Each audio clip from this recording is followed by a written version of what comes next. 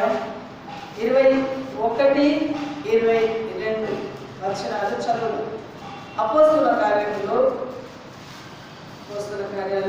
13వ అధ్యాయం 21వ వచనం 22వ వచనం.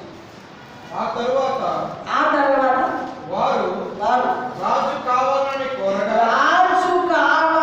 కోరగా దేవుడు బెన్యామీను గోత్రీయుడును కీషు కుమారుడైన సౌలును వారికి 40 సంవత్సరాలు దయచేసెను. రాజుగా వారికి 40 సంవత్సరాలు దయచేసెను. తరువాత అతనిని తొలగించి దావీదు వారికి రాజుగా ఏర్పరచెను. దావీదుని వారికి రాజుగా ఏర్పరచెను. మరియు ఆయన నేను యెష్షయి కుమారుడైన దావీదును కనుగొంటిని. అది నేను యెష్షయి కుమారుడైన దావీదుని కనుగొంటిని. అతడు నా ఇష్టానుసారమైన మనుషుడు. అతడు నా ఉద్దేశములన్నీ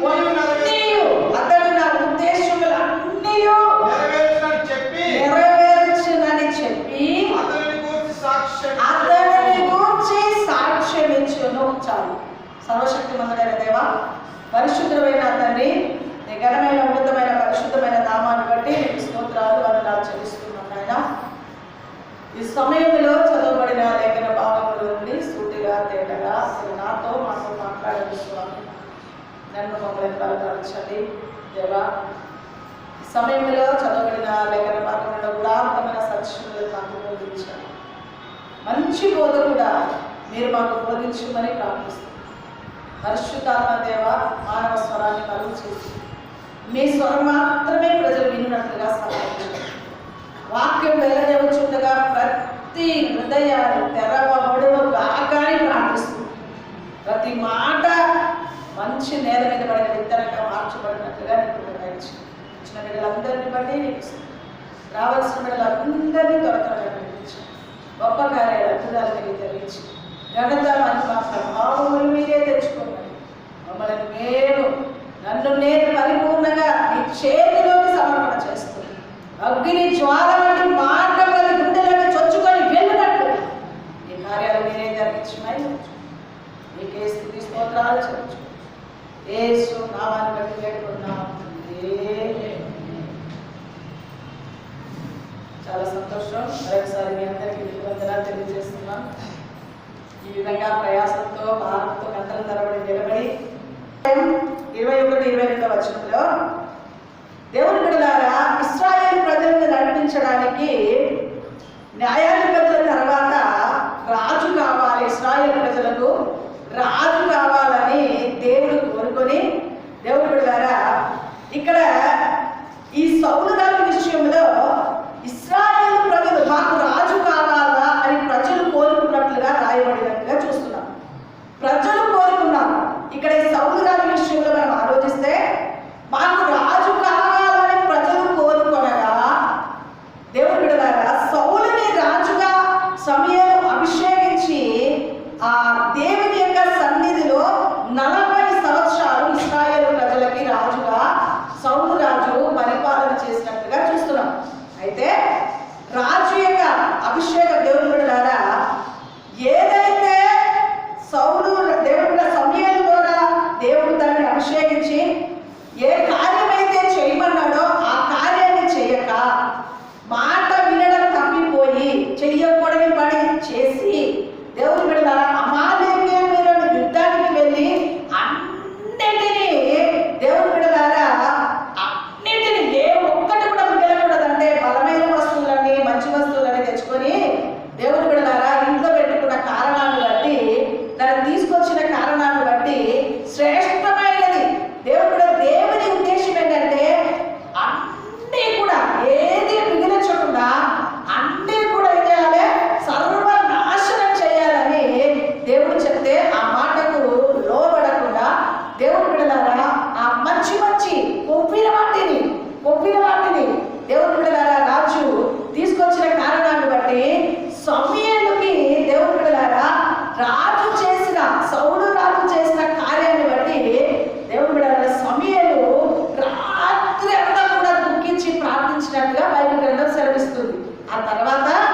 దేవాది దేవుడే దావీదుని గురించి సాక్ష్యం ఇస్తున్నట్లుగా చూస్తున్నాం.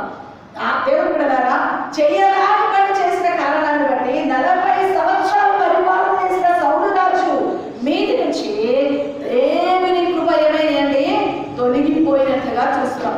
ఆ తర్వాత ఇశ్రాయేలు ప్రజలకు రాజు కావాలని దేవాది దేవుడే ఉద్దేశం కలిగి దేవాది దేవుడే సమయంతో మాట్లాడి దిగో పలానా బెత్లెహేము ప్రాంతంలో యెషయా కుమారులు ఉన్నారు, ఆ యెషయా కుమారులో ఒక్కరిని నేను ఎన్నుకున్నాను, అతడు నా ఉద్దేశం అంతయు నెరవేర్చువాడు, అతడు నా యొక్క ఆలోచన ప్రకారంగా నేను కోరుకున్నవాడు అని సమయంతో దేవుడు మాట్లాడి ఆ యొక్క దేవుని బిడ్డలారా యెషయా ఇంటికి దేవుడు సమయాన్ని పంపగా ఆ యెషయా కుమారులందరినీ తీసుకొచ్చి నిలబెట్టినప్పుడు వీరే ఉన్నారా, ఇంతమంది కుమారులేనా, నీ కుమారులు అందరూ ఇక్కడ ఉన్నారా అని యెషయాను అడగగా దేవుని బిడ్డలారా దావీదు గొర్రెల కాపరిగా ఆ యొక్క దేవుని బిడ్డలారా ఎడారిలో అరణ్యంలో గొర్రెలు మేపుతున్న సమయంలో దేవుని బిడ్డలారా సౌలు విషయంలో మనం ఆలోచిస్తే ప్రజలు కోరుకోనగా లోక మర్యాద చొప్పున నడవడానికి ప్రజలు కోరుకోగా ఇచ్చిన రాజు. ఇక్కడ దావీదు గురించి ఆలోచిస్తే ఎవరు కోరుకుంటున్నారు ఆయన విషయంలో చెప్పండి. అందుకే ఎప్పుడు కూడా ప్రజలు కోరుకొని రాజుగా నిర్ణయించుకుంటే ఎప్పటికైనా పనికిరాని కార్యాలన్నీ చేస్తాం. దేవుడు కోరుకొని ఎవరినైతే దేవుడు పిలిచి దేవాది దేవుడు కోరుకొని నిలబెట్టుకుంటారో వారు శాశ్వత కాలంగా దేవుని కొరకు బ్రతుకుతారు. ఒకరి గుర్తుంచుకోండి, ప్రజలు కోరుకున్న వారికి దేవుడు కోరుకున్న వారికి చాలా చాలా తేడా కనబడుతుంది, వ్యత్యాసము కనబడుతుంది. అందుకే ఇక్కడ సౌలు రాజుని ప్రజలు రాజుగా కావాలని కోరుకున్నారు, దావీదుని దేవుని ఉద్దేశం ప్రకారం కోరుకున్నారు. చదవడం ఏ వ్యక్తి అయితే దేవుని ఉద్దేశం చొప్పున రాజుగా పిలువబడతారో దేవుని కొరకు నిలబడడానికి ఇష్టపడతారో వారు కొన్ని పొరపాట్లు జరిగినా మరలా వెంటనే వారు దేవుని సన్నిధిలో పశ్చాత్తాపంతో లేచి నిలబడగల శక్తిని ఇస్తాడు దేవుడు వారికి. ఇక్కడ దావీదుని గురించి దావీదుని దేవుడు కోరుకోవడానికి గల కారణం ఏంటి? దావీదుని ఇష్టపడడానికి దేవుడు దావీదుని ఇష్టపడడానికి గల కారణం ఏంటి? దావీదు మీద విస్తారమైన దేవుని కృప కుమ్మరించడానికి గల కారణం ఏంటి? దావీదు యొక్క సింహాసనం నిలబడడానికి గల కారణం ఏంటి? దావీదు బ్రతుకులో దావీదు ఒక ఎన్నిక లేని వ్యక్తిని దేవుడు ఎన్నుకోవడానికి గల కారణం ఏంటి అని మనం ఆలోచన చేస్తే దావీదుని గురించి చక్కటి సాక్ష్యం ఇస్తున్నాడు దేవుడు బిడ్డలారా. అతడు నా హృదయానుసారుడు, అతడు నా ఇష్టమంతయు చెప్పండి, అతడు నా ఇష్టమంతయు నా ఉద్దేశం అంతయు అతడు నా ఉద్దేశం అంతయు చేస్తున్నామా? మనం దేవుడు కోరుకునే స్థితిలో ఉన్నామా? గుర్తుపెట్టుకోండి, మన బ్రతుకు మనుషులు ఎవరో కోరుకునే స్థితిలో కాదు ఉండవలసింది. మనుషులు కోరుకునే స్థితిలో ఉంటే ఖచ్చితంగా ఎప్పుడో ఎక్కడో ఏ సమయంలో పతనమై తీరుతుంది. దేవుడు కోరుకునే స్థితిలో నిలబడగలిగితే ఖచ్చితంగా కొన్ని పొరపాట్లు జరిగినా తిరిగి దేవుడి దగ్గర పశ్చాత్తాపపడి కన్నీరు గార్చి రోదన చేసి పాపాలు ఒప్పుకొని విడిచిపెట్టి ప్రభు కొరకు శాశ్వతంగా నిలబడగల శక్తిని కలిగిస్తాడు. ఎవరు కోరుకునే స్థితిలో ఉండడానికి ఇష్టపడతారు? ప్రజలు కోరుకునే స్థితి కావాలా, దేవుడు కోరుకునే స్థితి కావాలా? చెప్పండి, ఎవరు కావాలి మనకు? ఏ స్థితి కావాలి? దేవుడు కోరుకునే స్థితి. మన జీవితం ఎక్కడ ఏ కోణం నుండి చూసినా మన బ్రతుకులో మనల్ని దేవుడు కోరుకునే స్థితిలోకి మనం మార్చబడను కాక. మనిషిని రోజు కోరుకునే స్థితిలో దేవుడు బిడ్డలారా సీటు మీద అధికారం మీద కూర్చోబెట్టిన ప్రజలే అధికారం దించివేస్తాం, మెచ్చుకున్న ప్రజలే తిట్టుకుంటారు, ఇచ్చిన ప్రజలే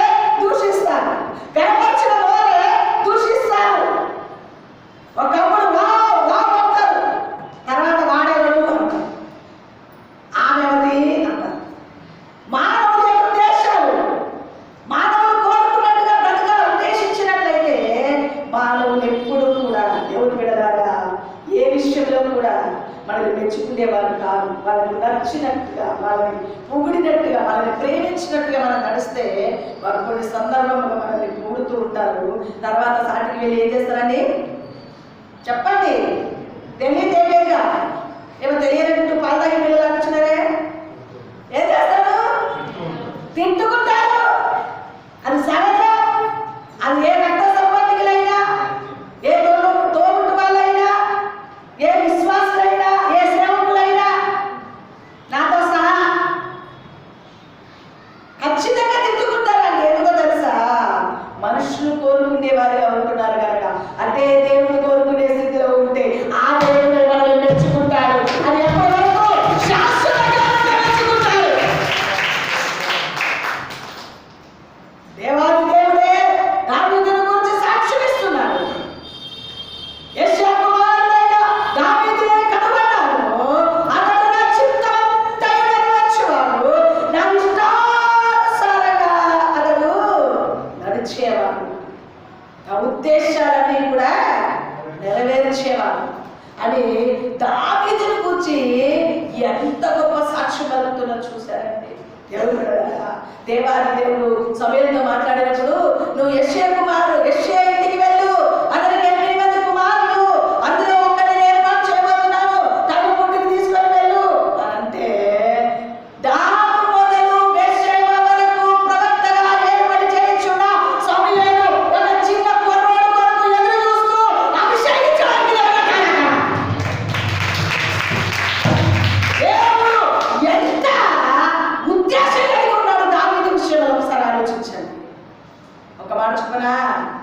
దేవుడు కనుక మనల్ని మెచ్చుకుంటే ఎంతసేపు అయినా మనతో వెయిటింగ్ చేస్తాడు. అర్థమవుతుందండి? దేవుడు కనుక మనల్ని కనుగొంటే, దేవుడు కనుక ఆయన ఉద్దేశం ప్రకారంగా మనం నడవడానికి ఇష్టపడితే, మన కొరకు దేవుడు ఎంతటి వాడినైనా వ్యక్తికి చేపించి ఆయన ద్వారా జరిగించే కార్యాలు జరిగించేస్తాడాయన. సంఘమా, అడవిలో ఉన్న దావీదు కొరకు యెషయా ఇంటికి తైలం పుట్టి తీసుకొని వెళ్తే, నీ కుమారులందరినీ పిలువు త్వరగా, దేవుడు నాతో మాట్లాడాడు, నీ కుమారులందరినీ నేను అభిషేకించాలంట అని సమయం ద్వారా దేవుడు వర్తమానం తీసుకొని వెళ్ళినప్పుడు, దేవుడు బిడ్డలారా ఆ కుమారులందరికీ లైన్గా నిలబెట్టాడు. ఎవ్వరు ఇతడా నో, మీరెవ్వరిలో నా చిత్తం నెరవేర్చేవాడు లేడని ఒకవైపు నుంచి సమయంతో దేవుడు ఏం చేస్తున్నాడు? మాట్లాడుతున్నాడు. అయ్యా యెషయా గారు, ఇంకా నీకు ఎవరైనా ఉన్నారా కుమారుడు? అడిగే వరకు చెప్పలేదండి. ఎంత మంచి తండ్రి కదా, ఎంతమంది అన్నలు కదా, ఎంత మంచి అన్నలు, ఎంతమంది తండ్రి కదండి. కొన్ని సందర్భంలో తల్లి తండ్రిని కూడా పట్టించుకోరు పిల్లల్ని, వదిలేస్తారు. వాడు పనికిరానాడు, అది పనికిరానాడు కాబట్టి అన్నిలోకి వెళ్ళి వీళ్ళందరూ బలవంతులు, చదువుకునే వారు, హైటు వెయిట్ బలము అంత సంతానం కలిగిన వాడు, వీళ్ళు మాత్రమే ఆ సౌండ్ రాజకీయ సైనికులలో ఉన్నారు. వాడు ఎందుకు పనికిరానాడు కాబట్టి వాడిని గొర్రెలు మేపడానికి. అయ్యా సమయం అడగకముందే చెప్పాలి మాట తండ్రి. నిజంగా కొడుకు మీద ప్రేమ ఉన్న తండ్రి ఏమంటారు? వాళ్ళు నిలబెట్టిన వెంటనే, అయ్యా ఇంకొక కొడుకున్నాడా, వాడిని పిలిచిమంటావా అని అడగాలి. ఎవరు అడగాలి? తండ్రి అడగాలి. పోనీ తండ్రికి అడగలేదనుకో, తండ్రి అడగలేదనుకో, అయ్యా నాకు ఒక తమ్ముడు ఉన్నాడు, నీ అడగని చెప్పాలా? వీళ్ళు అలకంటే ఉండిపోతాడు. వీళ్ళు అలకంటే చెప్పండి, వీళ్ళు అలకంటే పరమ కుమారులు, సొంత తోపుడు వాళ్ళని కూడా పక్కకి నెట్టేసిన వాళ్ళు కదండి.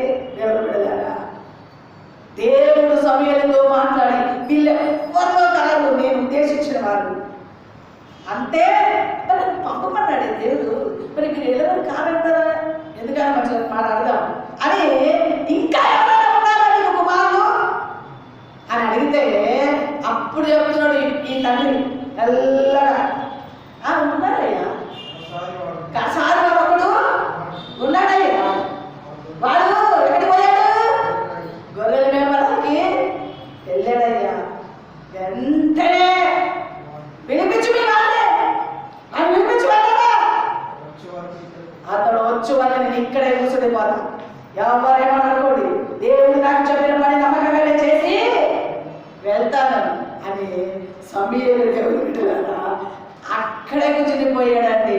ఆయన మామూలు ప్రవక్త అనుకుంటున్నాడు. సమూయేలు చిన్ననాటి నుండి దైవ దర్శనం చూసిన కుమారుడు, దైవ స్వరం వినిన కుమారుడు, దాని మొదలు వేషేవ వరకు ప్రవక్తగా ఉన్నతమైన కార్యాలు జరిగించే గొప్ప ప్రవక్తగా ఉన్న వ్యక్తి ఒక చిన్న గొర్రె కూర్చున్న ఒక కుమారుడి వరకు అక్కడే కూర్చోడు. ఆయన వచ్చిన తర్వాత అభిషేకించిన తర్వాత ఇంటిలోంచి బయటికి రావాలి. దేవుడు సర్వీవగా ప్రవక్త దేవుడి మాటలు దేవుడు అక్కడే ఉండి ఆ కుమారుడు వచ్చి వరకు వెయిటింగ్ చేసి అభిషేకించి తిరిగి వచ్చాడు. చెప్పలేదు. ఎందుకో తెలుసా?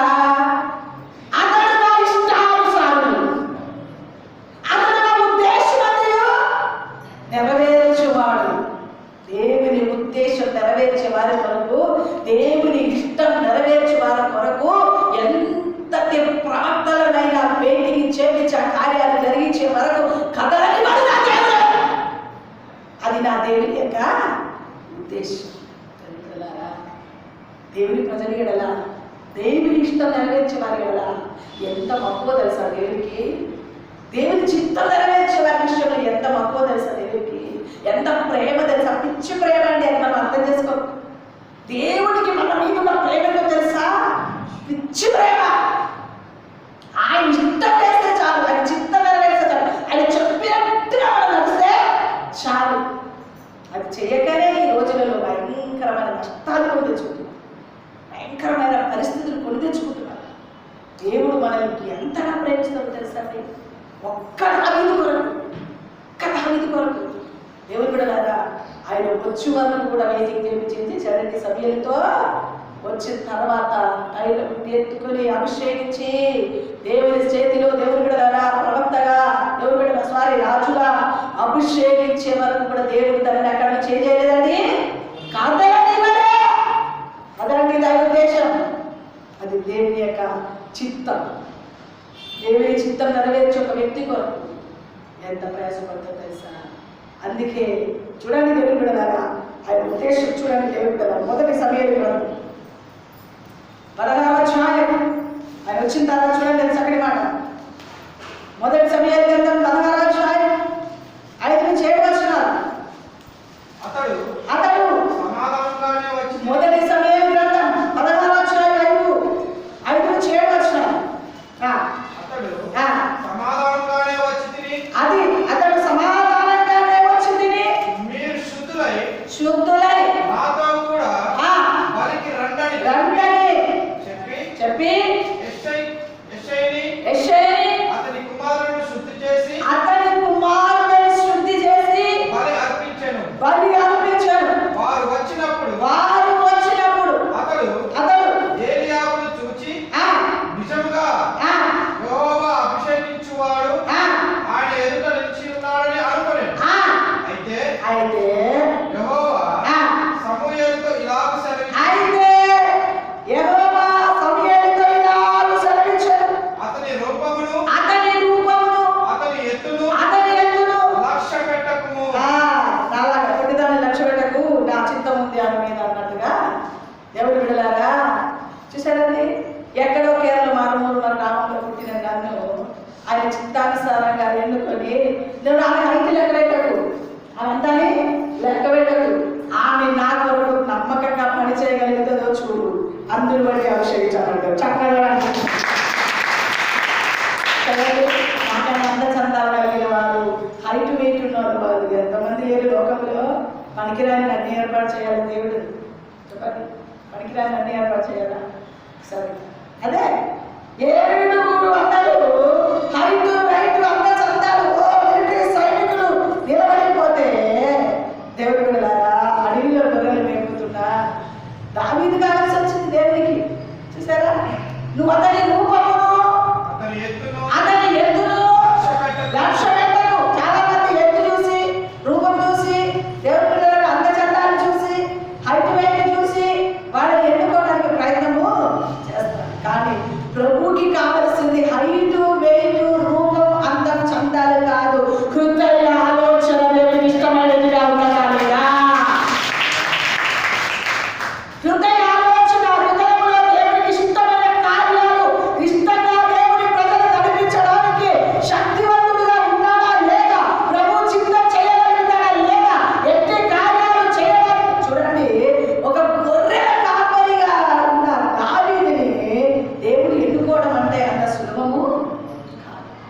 అందుకే సమయంతో చెప్తుంది, సమయాలు నువ్వు అతని ఎత్తు రూపమును లక్ష్య పెట్టాడు.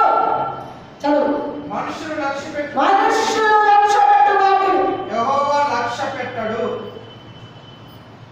చెప్పండి. మనుషులు చెప్పండి, డబ్బు గల వాళ్ళని, అందచందా కలిగిన వాళ్ళని, పెద్ద పెద్ద ఉద్యోగస్తులని మనుషులు లక్ష్య పెడతారు. దేవుడు ఎవరిని లక్ష్య పెడతారు? చెప్పండి. దేవుడు ఎవరిని లక్ష్య పెడతారు? అమ్మా, దేవుడు దేని లక్ష్య పెడతారు? అంతరంగంలో ఉన్న దేవుని కార్యాలను దృష్టికొని ఆశకొని దేవుని పని చేయడానికి నమ్మకమైన వారి మీద దృష్టి పెడతాడు దేవుడు. అర్థమవుతుందండి? మనుషులు లక్ష్య పెట్టాలని దేవుడు లక్ష్య పెట్టాడు. నేను అతన్ని త్రోసివేసి ఉన్నాను. అతన్ని ఎవరిని? సౌలు. ఎవరమ్మా? ఏం చేశాడు? త్రోసివేసి ఉన్నాను. మనుషులు పై రూపమును లక్ష్య పెడతారు. కానీ యెహోవా హృదయమును లక్ష్య పెట్టును. చెప్పడం కదా, మనుషులు పై రూపం చూస్తాడు, కానీ దేవుడు ఎక్కడ చూస్తాడు? హృదయాన్ని చూస్తాడు. అమ్మా, నీ హృదయం ఉన్నది నాకు తెలియదు, నా హృదయం ఉన్నది నీకు తెలియదు. మనందరి హృదయం పరిశోధించుచున్నవాడు నాజరేయుడైన యేసు. అందుకే సమయంతో చెప్పాడు, సమయం నీ ఎదుట నిలబడిన ఎలియాబు మీద కాదు నీ దృష్టి. ఆయన పొట్టిగా ఉండొచ్చు, ఆయన రూపం చక్కగా ఉండకపోవచ్చు, కానీ అంతరంగము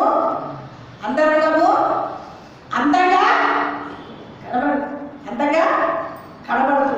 దేవుడు ఎవరిని లక్ష్య పెడతారో వారి మీదనే దేవుడు దృష్టి పెడతాడు. మనుషులు పై రూపం చూస్తారు, దేవుడు అంతరంగాన్ని చూస్తాడు. కాబట్టి దేవుడు అతన్ని తోసేశాడు. దేవుడు తోసేసి దాని మీద నీకెందుకు మనసు?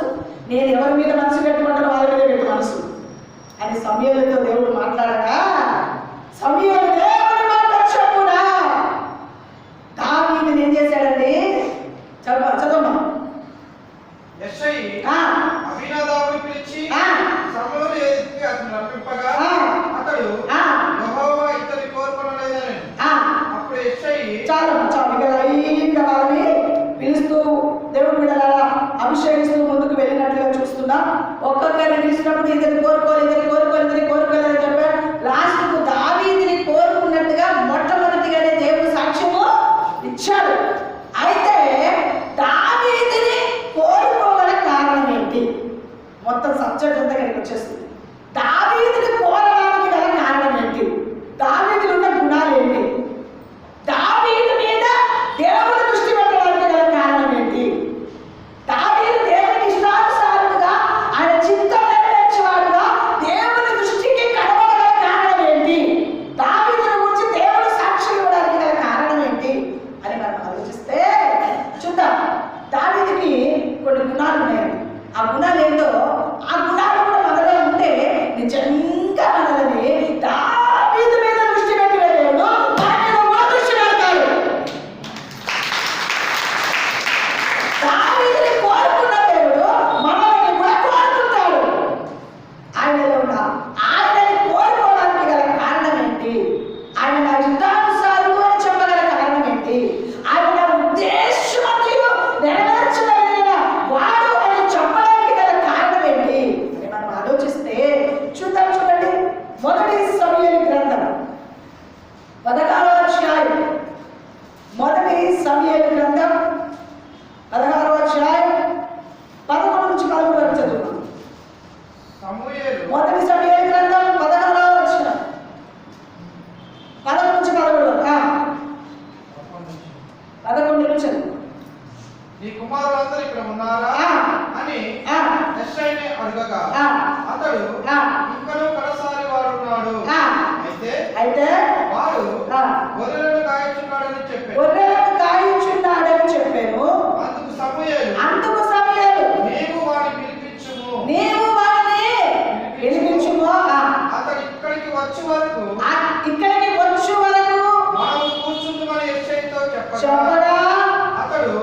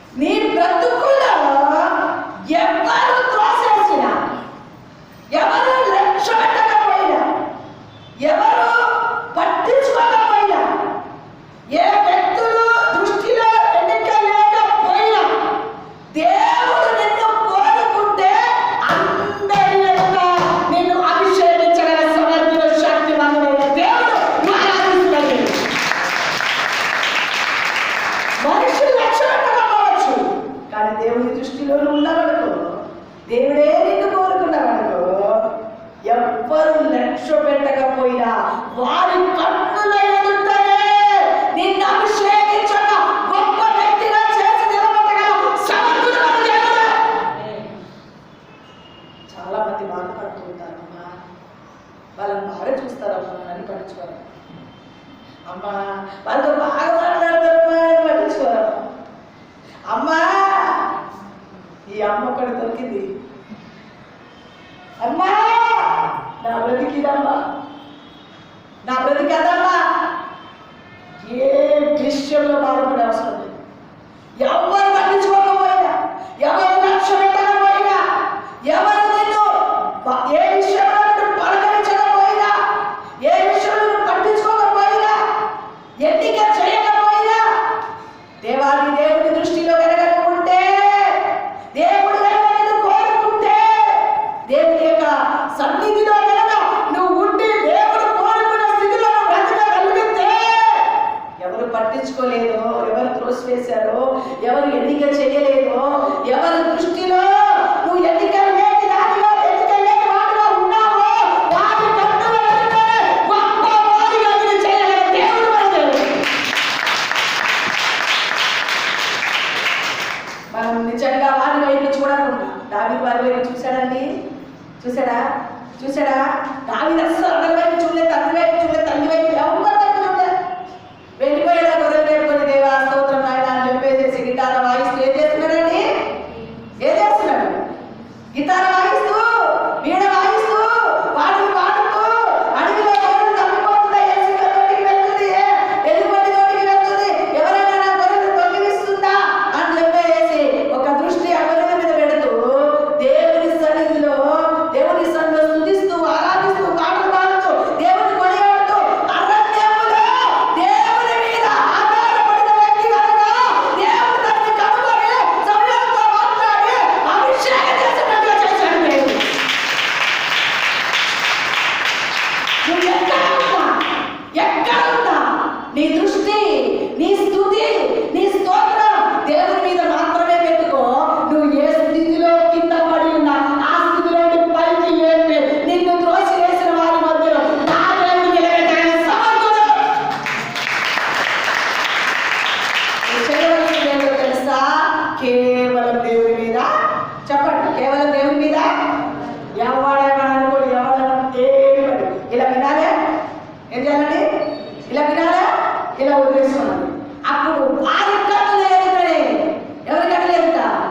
లెక్క లేని అన్న ముందు, లెక్క లేని తండ్రి ముందు, లెక్క లేని కుటుంబస్తుల ముందు అడవిలో నుంచి వినిపించి ఏం చేశాడంటే దేవుడు, అమ్మా ఏం చేశాడంటే దేవుడు అడవిలో ఉన్న దావీదుని పట్టుకొచ్చి ఏం చేశాడు? గొప్ప రాజుగా అభిషేకం. అసలు మనుషులు ఎన్నుకున్న వాడు కాదు ఆయన. ఎవరు ఎన్నుకున్నాడు? దేవుడు కోరుకున్నాడు. ఇతన్ని కోరుకున్నాడు. ఎంత చక్కటి మాట అండి. నిన్ను నన్ను కోరుకునే స్థితి ఉందా దేవుడికి? ఎంత చక్కటి మాట.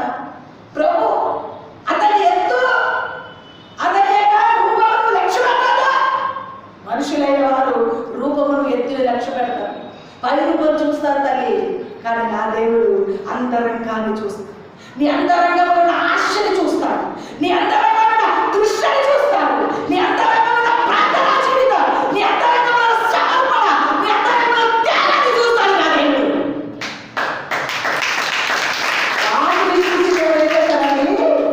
అభిషేకిస్తాడు, వాటిని చూసి అభిషేకిస్తాడు. అమ్మా తల్లి, అయ్యను వాటిని చూశాడు, బాబులు వాటిని చూసామా దేవుడు అభిషేకించాడు.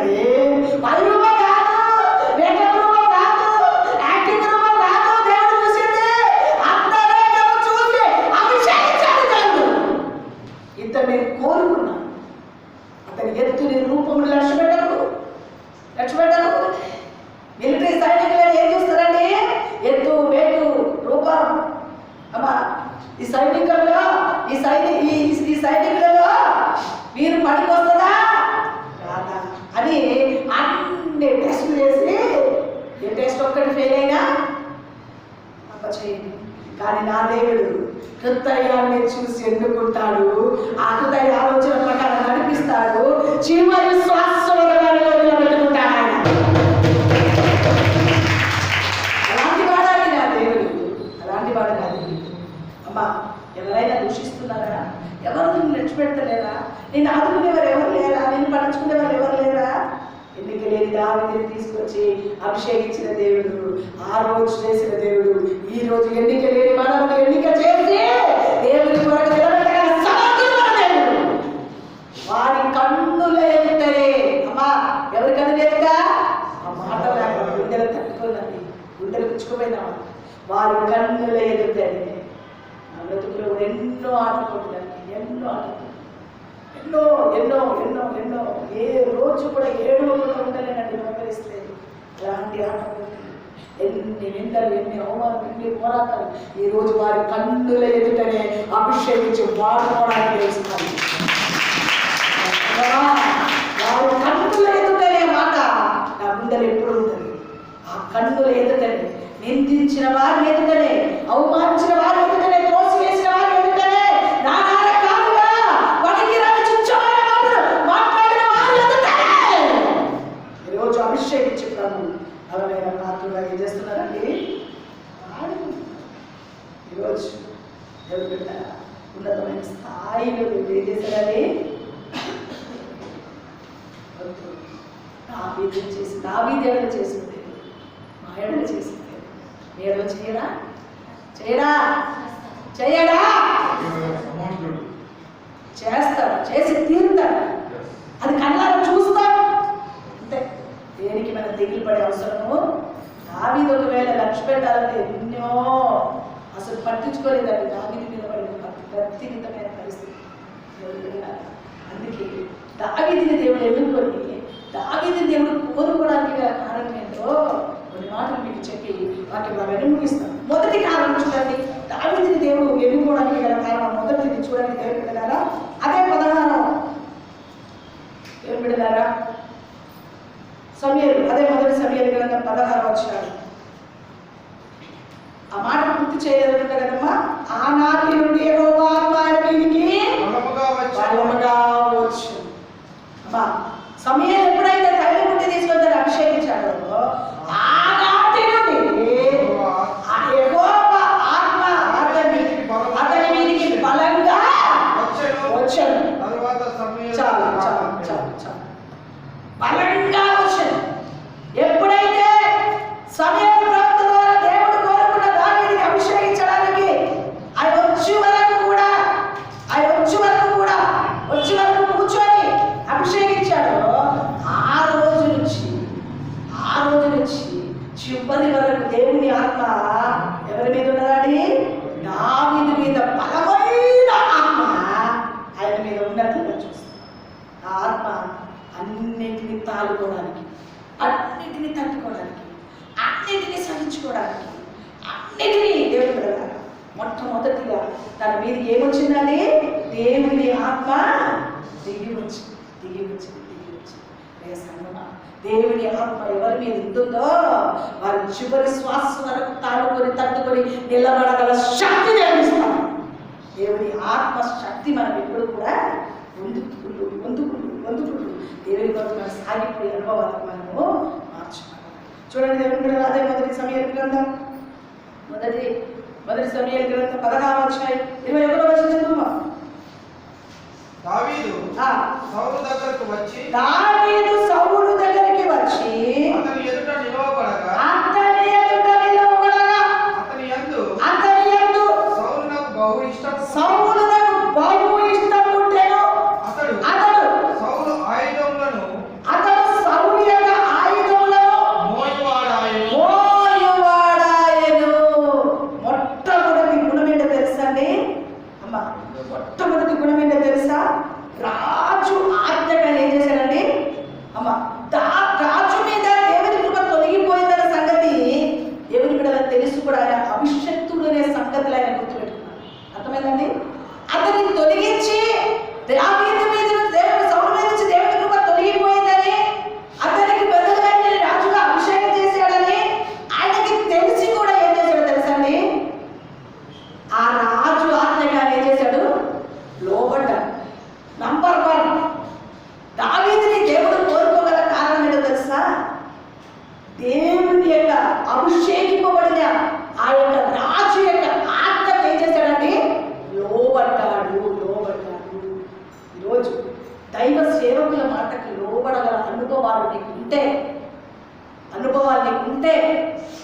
పరిచర్యకు సంబంధించిన వాటన్నింటిలో వాటిని మోసుకొని వెళ్ళి అనుభవాలు నీకు ఉంటే దేవుడు నిన్ను కోరుకున్న వాడిగా దేవుడు నిన్ను సిద్ధపరచడం కాక. మొట్టమొదటి అనుభవం రాజు సౌలు రాజు యొక్క ఆయుధములన్నీ కూడా ఏం చేస్తున్నాడండి? మోసేవాడిగా. అమ్మా, దేవుడు నన్ను అభిషేకించాడు, దేవుడు నన్ను అభిషేకించాడు. నేనేంటి ఆయన దగ్గరికి పోవడం? ఆయన కంటే వచ్చు నాకు, ఆయన కంటే తెలిసింది నాకు, ఆయన నా దగ్గర నిలబడడానికి ఏంటి అక్కడ అభిషేకింపబడిన వాడైనప్పటికీ కూడా నాకంటే అభిషక్తుడు ఆయన అని చెప్పి ఆ రాజు మాటకు లోబడి దేవుని సన్నిధికి కావలసిన ఆయన వస్తువులన్నీ కూడా మోయడానికి రాజు ఆజ్ఞకి లోబడిన రాజుగా మార్చబడ్డాడు. దావీదుకున్న గుణం, మంచి గుణం ఏంటో తెలుసా అండి? లోబడియే రాజు మాటకు పరిచర్యకి సంబంధించిన ఆయుధాలన్నీ కూడా ఏం చేశాడండి? ఏం చేశాడు చెప్పమ్మా? మోసాడా లేదా? మోసాడు. ఈ కుర్చీ తీసాక ఏమంటే మనకి వస్తుంది. పాపం ఈ లాక్డౌన్లో కొంతమంది చేస్తున్నారు. ఫస్ట్ లో బాగా కొంతమంది ఉండే ఎవరొస్తుంది, రాను రాను తగ్గిపోయింది. కూడా ఉన్న వాళ్ళగా నమ్మకంగా పొద్దున వచ్చి స్ప్రేలు పెట్టడం, కిటికీలని తుడవడం, కుర్చీలని వేయడం, చాలా పాపం ఒక్కడే చేస్తున్నట్టుగా. కానీ కొంచెం మనసులకు ఏమైనాయండి లాక్డౌన్ బట్టి ఇదంతా శానిటైజర్ కొట్టడం అనే అవసరానికి చెప్పిన వెంటనే ఎవరి బిడ్డలు లోబడిపోయి చక్కగా పొద్దునే వచ్చి కొంతమంది వారి జీవితాన్ని సమర్పణ చేసుకొని ముందుకు కొనసాగింపబడుతున్నారు. వాటిని బట్టి కొంతమంది అనుభవాలు. కానీ ఇక్కడ అభిషేకింపబడిన దావీదు ఏం చేస్తున్నాడు తెలుసా? దావీదు దగ్గర సౌలు దగ్గరికి వెళ్ళి నాకంటే ముందు అభిషక్తుడైనా, నాకంటే ముందు రాజుగా ఉన్నాడు అని చెప్పి రాజు దగ్గరికి వెళ్ళిన వెంటనే దావీదుని చూసి అబ్బా బహు ఇష్టం కలిగిందంట దావీదు మీద. ఎవరికి? తర్వాత చెప్పడానికి చూశాడనుకో, ఫస్ట్ చూడండి, ఫస్ట్ ఏం చేశాడు? కలిగిందంట దావీదు మీద. వెంటనే రాజు అతన్ని తన దగ్గర పెట్టుకొని ఇదిగో నా యొక్క పరిచర్యకి సంబంధించిన ఆయుధాలన్నీ మోసుకో అంటే రాజు ఆజ్ఞకి ఏమయ్యాడండి? ఏమా రాజు ఆజ్ఞకి ఏమయ్యాడు? రాజు ఆజ్ఞకి ఏమయ్యాడు? లోబడ్డాడు. దేవుడు కోరుకోవడానికి కావాల్సిన నంబర్ 1 గుణం తెలుసండి. ఫస్ట్ గుణం ఏంటో తెలుసా? చెప్పండి, మీరు అర్థం చేసుకోవాలి. దేవుడు ఊరికే కోరుకోడు, దాని కోరుకోడు. ఆయన అంతరంగాన్ని చూశాడు. రాజు మాటకి ఏం చేశాడండి? విధేయత. నేను అభిషేకం పొందుకున్నాను, ఆత్మ పొందుకున్నాను, నేను ఆ మాట ఎందుకు లోబడాలి, ఆయన మాట ఎందుకు లోబడాలని చెప్పాలి. అర్థమవుతుందండి? మనగానే కొంచెం ప్రార్థన పొడగానే ప్రార్థన వస్తే చాలు, కొంచెం ప్రార్థన వస్తే ఇంకా అంతే, మనకన్నా గొప్పలు లేదు. కానీ గొప్ప ప్రవక్త వచ్చి అభిషేకించిన అభిషేకం ఆత్మ, ఆ రోజు నుంచి ఆత్మ బలమైన ఆత్మశక్తి అతని మీద నిలిచి ఉన్నప్పటికీ ఆయన ఏం చేస్తుందో తెలుసా? ఆత్మ తనని ఏం చేస్తుందో తెలుసా? లోబడేటట్టుగా చేస్తుంది. చెప్పడం గట్టిగా రాజుకి విధేయత. రోజు సంఘ సేవకులు పెద్దలకు విధేయత చూపే అనుభవాలు కనుక ఉంటే నన్ను చూసి దేవుడు చెప్పండి, నన్ను చూసి దేవుడు ఇష్టపడతాడు, మెచ్చుకుంటాడు. ఇతడు ఈమె నేను కోరుకున్నాను, ఈమె నా చిత్తమంతా నా ఇష్టమంతా నెరవేర్చే వ్యక్తి అని మనల్ని గురించి దేవుడు ఏం చేస్తాడో తెలుసా? సాక్ష్యం ఇస్తాడు. నంబర్ 1 ఏం చేసింది? రాజు ఆజ్ఞకి లోబడి తన పరిచర్యకి సంబంధించిన ఆ వస్తువులన్నీ మొయ్యడానికి తన సిగ్గుపడలేదు. దేవుని నామ మహిమ కొరకు దేవుడు కార్యాలు తన ద్వారా జరిగించాం. మనం కూడా దేవుని పనికి సిగ్గుపడక్కర్లేదు అమ్మా, దేవుని పనికి సిగ్గుపడక్కర్లే. ఏ పనైనా మనం దేవుని కార్యాల కొరకు నమ్మకంగా, నువ్వు ఏ చదువు చదివిన ఉన్నతమైన నీకు చదువున నేను ఒకసారి చెప్పాను చూడండి. ఒక పోలీస్ ఇన్స్పెక్టర్ కదా చెప్పానా? కాదు ఇన్స్పెక్టర్ కాదు, అమ్మో ఆమె కలెక్టర్ అనే కాదు, పోలీస్ సంబంధించి కమిషనర్, ఒక పోలీస్ కమిషనర్ స్థితిలో ఉండి కూడా ఉదయకాలమే వెళ్ళి మందిరం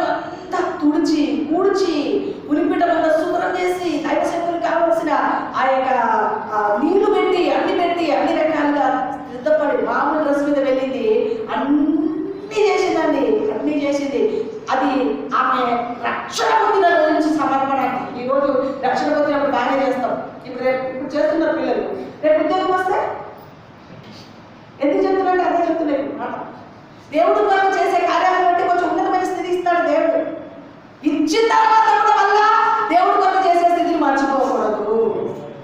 అర్థమవుతుందా మీకు?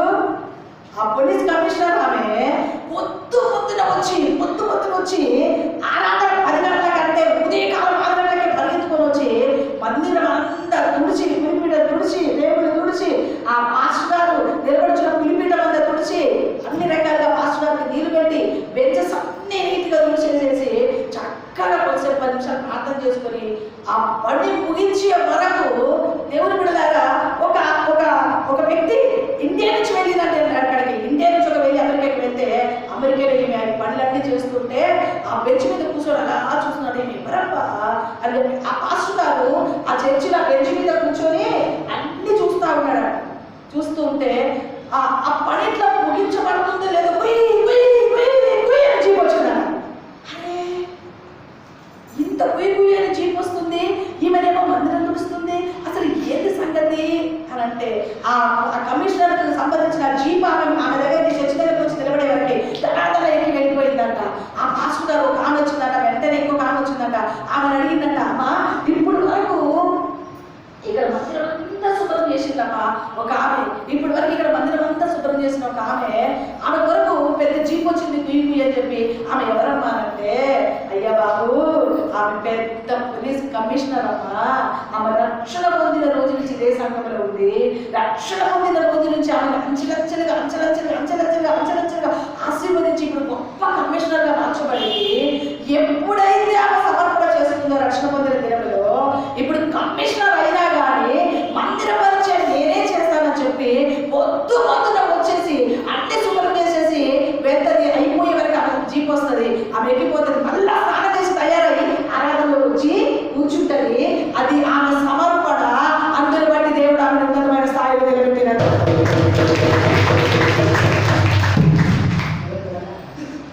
ఈరోజు చిన్న ఉద్యోగం వస్తే మొదలుస్తుంది మార్చు. చిన్న ఉద్యోగం వస్తేనే ఆమె పోలీస్ కమిషనర్. ఆమె సమర్పణ చూడండి. దేవుడు అందరి బట్టి ఆమె ఏం చేసిందండి ఉన్నతమైన స్థితిలో. ఈరోజు దానికి సిగ్గుపడ్డా నా వస్తువులను మొయ్యాలంటే చిక్కుపడకుండా వస్తువులను మొయ్యడానికి రాజు కదా తను తాను సమర్పణ చేసుకుంటాను. దేవుడు కదా ఎవరిని కోరుకుంటాడు దేవుడు? చెప్పండి. దేవుని కొరకు సిగ్గుపడకుండా పనులు చేసేవారిని, పెద్దలకు సేవకులకు లోబడే వారిని ఏం చేస్తాడు దేవుడు? చెప్పమ్మా ఏం చేస్తాడు? ఊరికినే రాదమ్మా ఆశీర్వాదం. నువ్వు బైబిల్ పట్టుకొని వచ్చి కూర్చొని వెళ్ళినంత వరకు నీకు ఆశీర్వాదం వస్తానంటే అది భ్రమ. నువ్వు ఏ పని మందిరంలో చేయకుండా, ఏ త్యాగం లేకుండా, ఏ సమర్పణ లేకుండా, ఏ కార్యం చేయకుండా నన్ను దీవించు అంటే స్వార్థపాత్ర. అర్థమవుతుందండి? సమర్పణ, త్యాగం, ప్రార్థన, అనుభవం మన బ్రతుకులో ఉంటేనే అభిషేకింపబడిన ఒక రాజుగా ఉన్న దేవుడు ద్వారా సమూయేలు చేత అభిషేకింపబడిన దేవుని చేత నింపబడిన ఒక వ్యక్తి రాజు దగ్గరికి వెళ్ళి తన వస్తువులు మోయడానికి తన జీవితాన్ని ఏం చేసుకున్నాడు?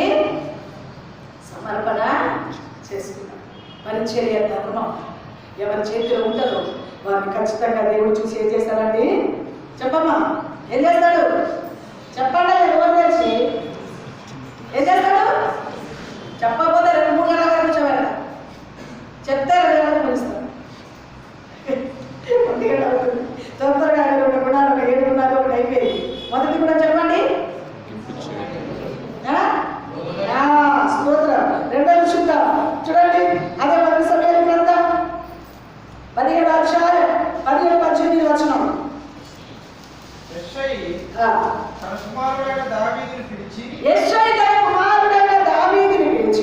నీ సహోదరుల కొరకు వేయించిన ఈ గోధుమలలో ఒక తూమెడు ఈ 10 రొట్టెలను తీసుకొని అందులో నీ సహోదరుల దగ్గర త్వరగా మరియు అయ్యా నేను ఎవరనుకుంటున్నా?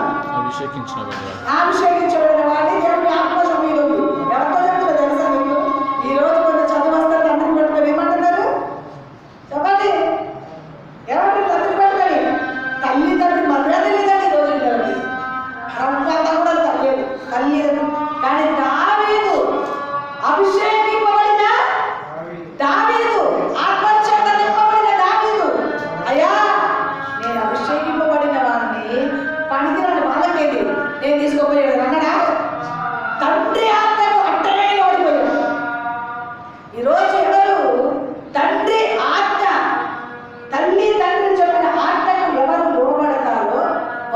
దేవుడు కోరుకుంటాడు.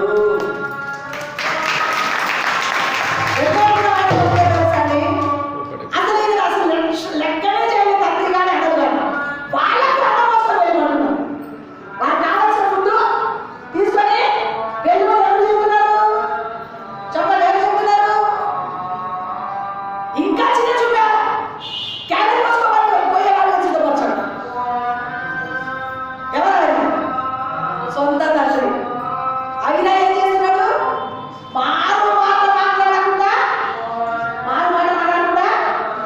మోసుకొని వెళ్ళాడండి. తండ్రి ఆజ్ఞకు లోబడే స్వభావం తూచా తప్పకుండా. ఒక మాట చెప్పిన మీకు, మీ తండ్రిని 10 రూపాయలు సంపాదించుకోవచ్చు, మీ తండ్రి పనికిరాని వాళ్ళే కావచ్చు, మిమ్మల్ని ప్రేమించకుండానే ఉండొచ్చు. దాని అసలు ప్రేమించేది తన తండ్రి అయినా ఏం చేస్తున్నారండి? తండ్రి మాటకి లోబడ్డాడు. ఎవరు బిడ్డలా గుర్తుపెట్టు, మీ తండ్రి మాటకు మీరు విధేయత చూపితే. కొంతమంది పిల్లల్ని పిలిచి అమ్మా ఇది చెయ్యవా, వెళ్ళి అదే ఆ బాబు ఇది చేయవే, ఊరికే ఉన్నారమ్మా నీకేమని నువ్వు చేస్తున్నావా అంటారండి. ఆడపిల్లలు కానీ మగపిల్లలు కానీ, ఆడపిల్ల మగపిల్లలు తేడా లేదు ఈ రోజుల్లో. అందరూ అర్థం ఎవరు తక్కువ లేదు, వాడు ఎక్కలేదు, వాడు తక్కువ కదా. మంచిదని కదా స్తోత్రం. హల్లెలూయా హల్లెలూయా. నీకేమని అనేవాళ్ళు లేకపోలేదు. ఆశీర్వాదాలు కూడా అందుకే చూడండి. మీరు తండ్రి మాటకి లోబడి తిరుగు మాట మాట్లాడకుండా ఏది చెప్పుతే తూచా తప్పకుండా వాటిని చేసుకుంటూ మౌనంగా దేవుని స్తుతిస్తూ ప్రార్థన చేస్తూ దేవుని కొరకు బ్రతుకుతూ ముందుకు వెళ్ళాలి. మీకు ఒక ఉన్నతమైన స్థాయిని దేవుడు ఇస్తాడు. అక్కడ దావీదు అనుభవం అదే. తండ్రి మాటకు తూచా తప్పకుండా ఏం చేశాడు? అసలు దావీదుని అంటేనే పట్టించుకొని అన్నలకి, దావీదు అంటేనే ప్రేమ చూపని తండ్రి అన్న మోసుకొని వెళ్ళమంటే ఏం చేస్తున్నాడండి? ఏం చేస్తున్నాడు? తీసుకొని పోయాడు. అదండి లోబడి అనుభవం. అమ్మా ఇంట్లో నమ్మకంగా తల్లిదండ్రులకు ప్రయోజకుడుగా దేవుని ఇష్టపడేవాడిగా మార్చబడడానికి కారణం ఏంటంటే దావీదులో ఉన్న రెండో గుణం ఏంటో తెలుసా? తండ్రి మాటకు విధేయత. ఒకటి దైవ సేవకుల మాటకి లోబడి, రెండోది చెప్పండి, రెండోది తల్లిదండ్రుల మాటకు విధేయత చూపడం. అందుని బట్టి ఇతడు నా హృదయానుసారుడు, నేను అతన్ని కనుగొంటాను, ఇతడు నేను కోరుకున్నవాడు, ఇతడు నా చిత్తం అంతా నా ఉద్దేశం అంతా నెరవేర్చేవాడు. ఎందుకు ఏ విషయంలో పట్టించుకోకుండా ఉన్న అన్నలే తండ్రే చెప్పిన మాటకు దావీదు లోబడుతుంటే నేను ఏది చెప్పినా దావీదు నెరవేరుస్తాడు. చదవడం గట్టిగా నెరవేరుస్తాడనే గొప్ప నమ్మకం దావీదు మీద దేవునికి. చదవడం గట్టిగా. అందుకని దావీదుని నా హృదయానుసారుడు, నేను ఏర్పరచుకున్నవాడు అని చెప్పాడు. రెండోది మాట ఏంటంటే దావీదు కూడా తండ్రి మాటకి విధేయత చూపాడు. మనం అందరం కూడా మన తల్లిదండ్రుల మాటలకు ఏం చేయాలమ్మా? విధేయత చూపాలి. మరెంత వృద్ధాప్యంలోకి వచ్చినా పర్వాలేదు, మరెందుకు పనికిరాని కాదైనా పర్వాలేదు, రూపాయి సంపాదించకపోయినా పర్వాలేదు, తాగుపోతాడా తిరిగిపోతాడా అక్కర్లే, తండ్రి తండ్రి తండ్రి మాటలలో కూడా అనుభవాలకు అందరూ మార్చబడతారు కాక. అట్టి అనుభవం, అట్టి ఆశీర్వాదం మనం పొందుకోవాలంటే ప్రభు మనల్ని పిలిచాడు. లోక సంబంధమైన తండ్రికి మనం ఏమవ్వాలండి? ఆత్మ సంబంధంగా దైవ సేవకులకి ఏం చేయాలా? లోబడాలి. అభిషేకులైన సౌలుకి దేవుని బిడ్డలారా లోబడినట్లుగా మన జీవితంలో దైవ సేవకులకు విశ్వాసం ఏమవ్వాలండి? తప్పనిసరిగా లోబడి అనుకోవాలి. నీకు ఎంత ఫలాలున్నా, ఎంత ఫలాలున్నా, ఎంత చదువున్నా, ఎంత విద్య ఉన్నా, ఎంత ఉద్యోగం ఉన్నా, ఎంత తెలివి ఉన్నా, ఎంత అభిషేకం, ఓ దేవదూతల భాష మాట్లాడినా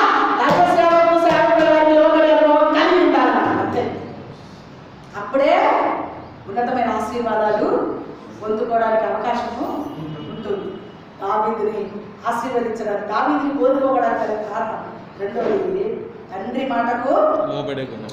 లోబడాలి. చూద్దాం కదా. ఇప్పుడు చూడండి, అదే మొదటి సమూయేలు గ్రంథం 17వ అధ్యాయం 32వ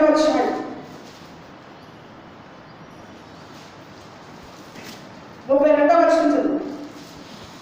ఈ ఫిలిష్తీయులను బట్టి 17వ అధ్యాయం 32వ వచనం. మొదటి సమూయేలు చదువు. ఎవరి మనస్సులో కృంగ నిమిత్తము లేదు. ఈ ఫిలిష్తీయుల నిమిత్తం ఎవరి మనస్సు కృంగలేదు. గుండె ధైర్యంతో చెప్తున్నాడు. ఏ ధైర్యం జ్ఞానం, ఆత్మాభిషేకంతో కూడిన ధైర్యం, మామూలు ధైర్యం కాదు. ఏ ధైర్యం ఉందండి? అగ్ని అభిషేకం, ఆత్మాభిషేకం తన మీద నిలిచి ఉన్నది. 40 రాత్రి పగలు, ఉదయకాలం సాయంకాలం, ఎదుగో మీరు ఎవరైనా నన్ను ఎదిరించేవారు, ఎదుర్కొనేవారు, నన్ను చంపేవారు ఎవరైనా ఉన్నారా రండ్రా అని చెప్పి గొలియాతు ప్రతిరోజు 40 రోజులు ఉదయకాలం సాయంకాలం వచ్చి సవాలు విసురుతుంటే రగిలిపోయింది. ఎవరికి ఎవరికి ఎవరికి అయ్యేది ఏది రోషం పుట్టుకొచ్చిందిగా. ఏమని ఏమని చెప్పండి? ఈ ఫిలిష్తీయుల బట్టి మీరు ఎవరి మనస్సులో కృంగే అవసరం లేదు. నీ దాసుడైన నేను వాడితో పోట్లాడుతానని. త్యాగం అండి. ఏం చేశాడు తెలుసండి? త్యాగం. 100 ప్రజలు పక్కకు నిలబడి ఉంటే ఒక్కడే నిలబడి పోరాడానికి ముందుకు వెళ్ళిపోయాడు. ఎంత త్యాగం అండి! సస్తే సావని బ్రతుకుతా. కానీ తనకు ఒక నమ్మకం ఏంటి తెలుసండి? ఎవరున్నాడో తెలుసా? తనలో అగ్ని అభిషేకంతో కూడిన దేవుడు తనలో ఉన్నాడు కదా. గుండె ధైర్యం, పిరికితనమైన వాడు కాదు దావీదు.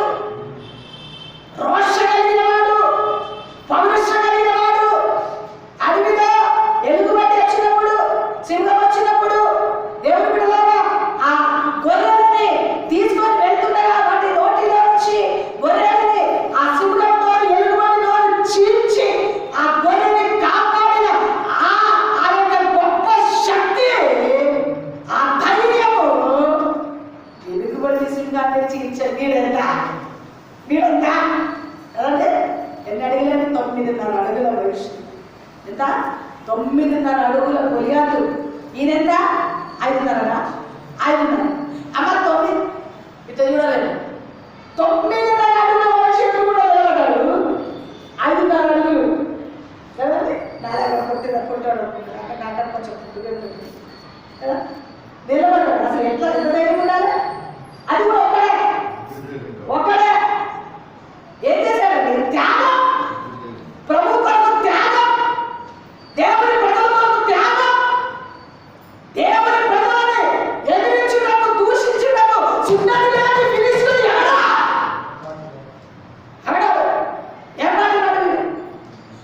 ఏమంటున్నాడు?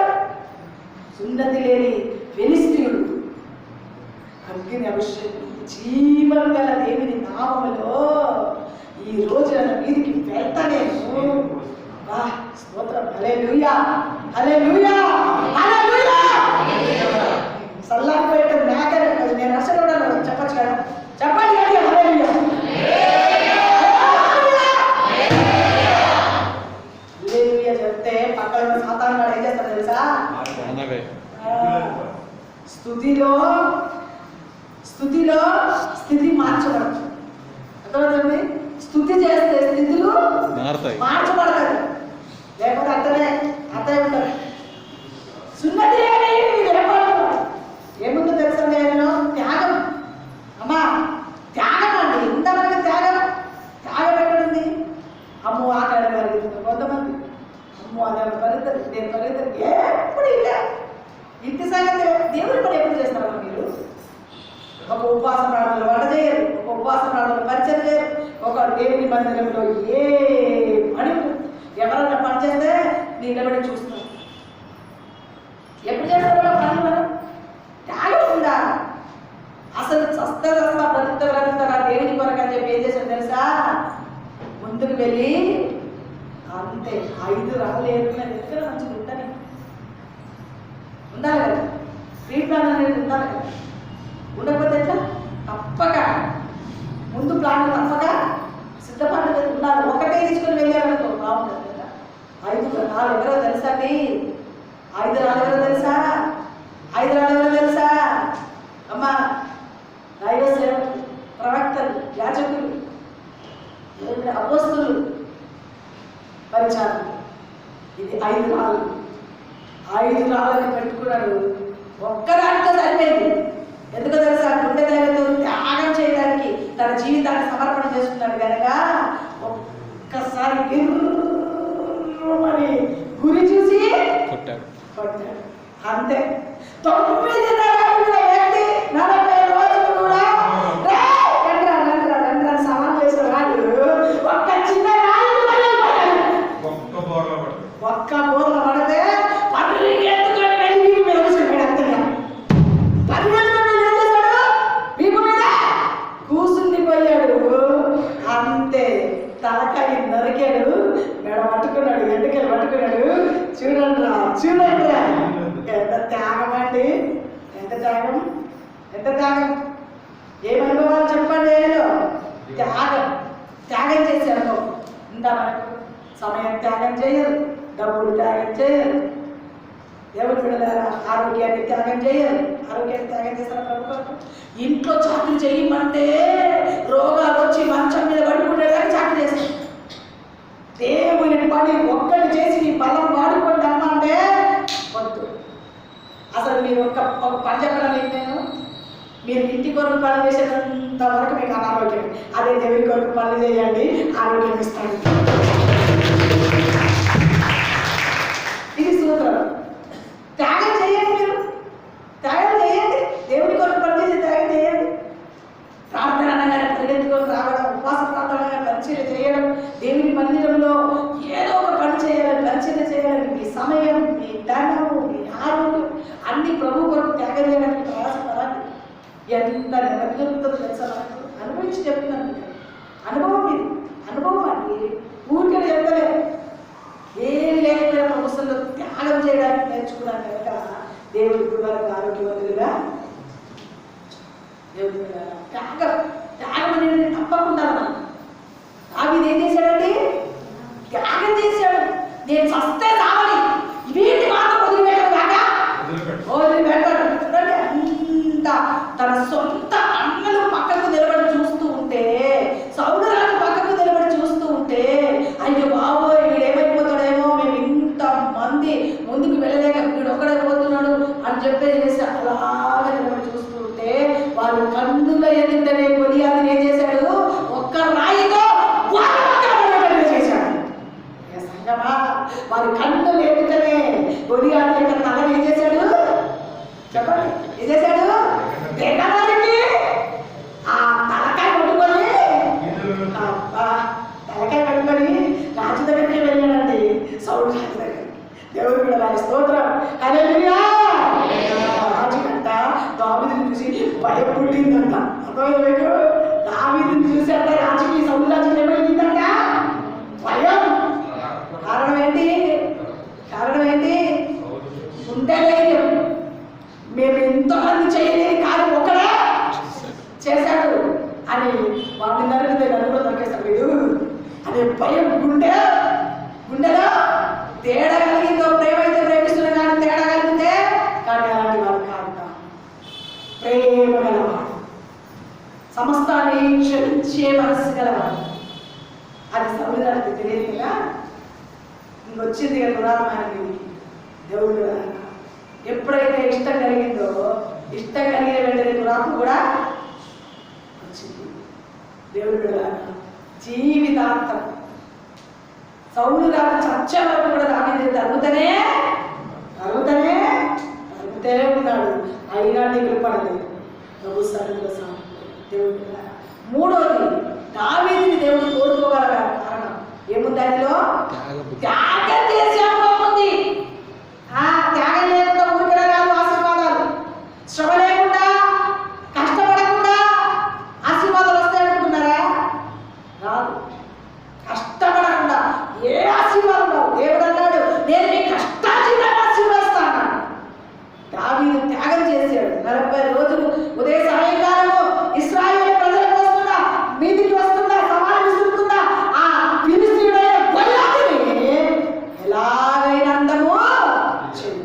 నా ప్రాణం పోతే పోని దేవుని కొరకు, కానీ నేను ఆయన తలపై నరక అంతే అని త్యాగంతో, రోషంతో, గుండెలతో, పౌరుషంతో, ఆత్మశక్తితో జీవిత దేవుని నామములో నీ మీదికి వస్తున్నాను అంతే. కరాయికి అక్కడ ఏమైపోయాడు చెప్పండి, కమ్మంలో పడిపోయి అలా తెగందరికి ఎంత త్యాగం చూడండి, ఎంత తెగింపు. ఒక మాట చెప్పాలంటే తెగింపు, తెగింపు ఉండాలమ్మా. పోతే పోనీ నా దేవుని కొరకు నిలబడతారు. ఎవరైనా తింటారా? పోతే పోనీ నా ప్రభు కొరకు బ్రతుకుతారు. ఎవరైనా దూషించారా? పోతే పోనీ నా దేవుని కొరకే నిలబడాలి అనే రోషం, పౌరుషం మనలో ఉంటే నిన్ను చూసి నా దేవుడు సంతోషిస్తాడు. దావీదుని చూసి ఊరికైనా సంతోషించాడా? ఊరికైనా కోరుకున్నాడు? దావీదుని ప్రాణాన్ని తెగించాడు, త్యాగం చేశాడు. ప్రాణాన్ని తెగించి దేవుడు విడవాలి. ఒకవేళ ఆయనకి ఏమన్నా అయినా అవ్వచ్చు, ఎందుకంటే 9.5 అడుగుల మనిషి, 5.5 అడుగుల మనిషి. ఎక్కడ ఆయనకి ఏమిపోతే లేదు. అయినా ఊరికే చేతులు ఏమి లేకుండా దేవుని నామం ఉచ్చరించి యెహోవా నామం పేరిట నీ మీదకి వస్తున్నా అంతే. ఆయన నామములో శక్తిని విడుదల చేశాడు దేవుడు. చెప్పండి గట్టిగా. ఆయన నామం మాత్రమే ఉచ్చరించాడు అంతే, ఎవ్వరు వైపు చూడలేదు. ఆయన నామం మాత్రమే ఉచ్చరించి ప్రభు సన్నిధికి సాగిపోయాడు. గొప్ప చేతితో తిరిగి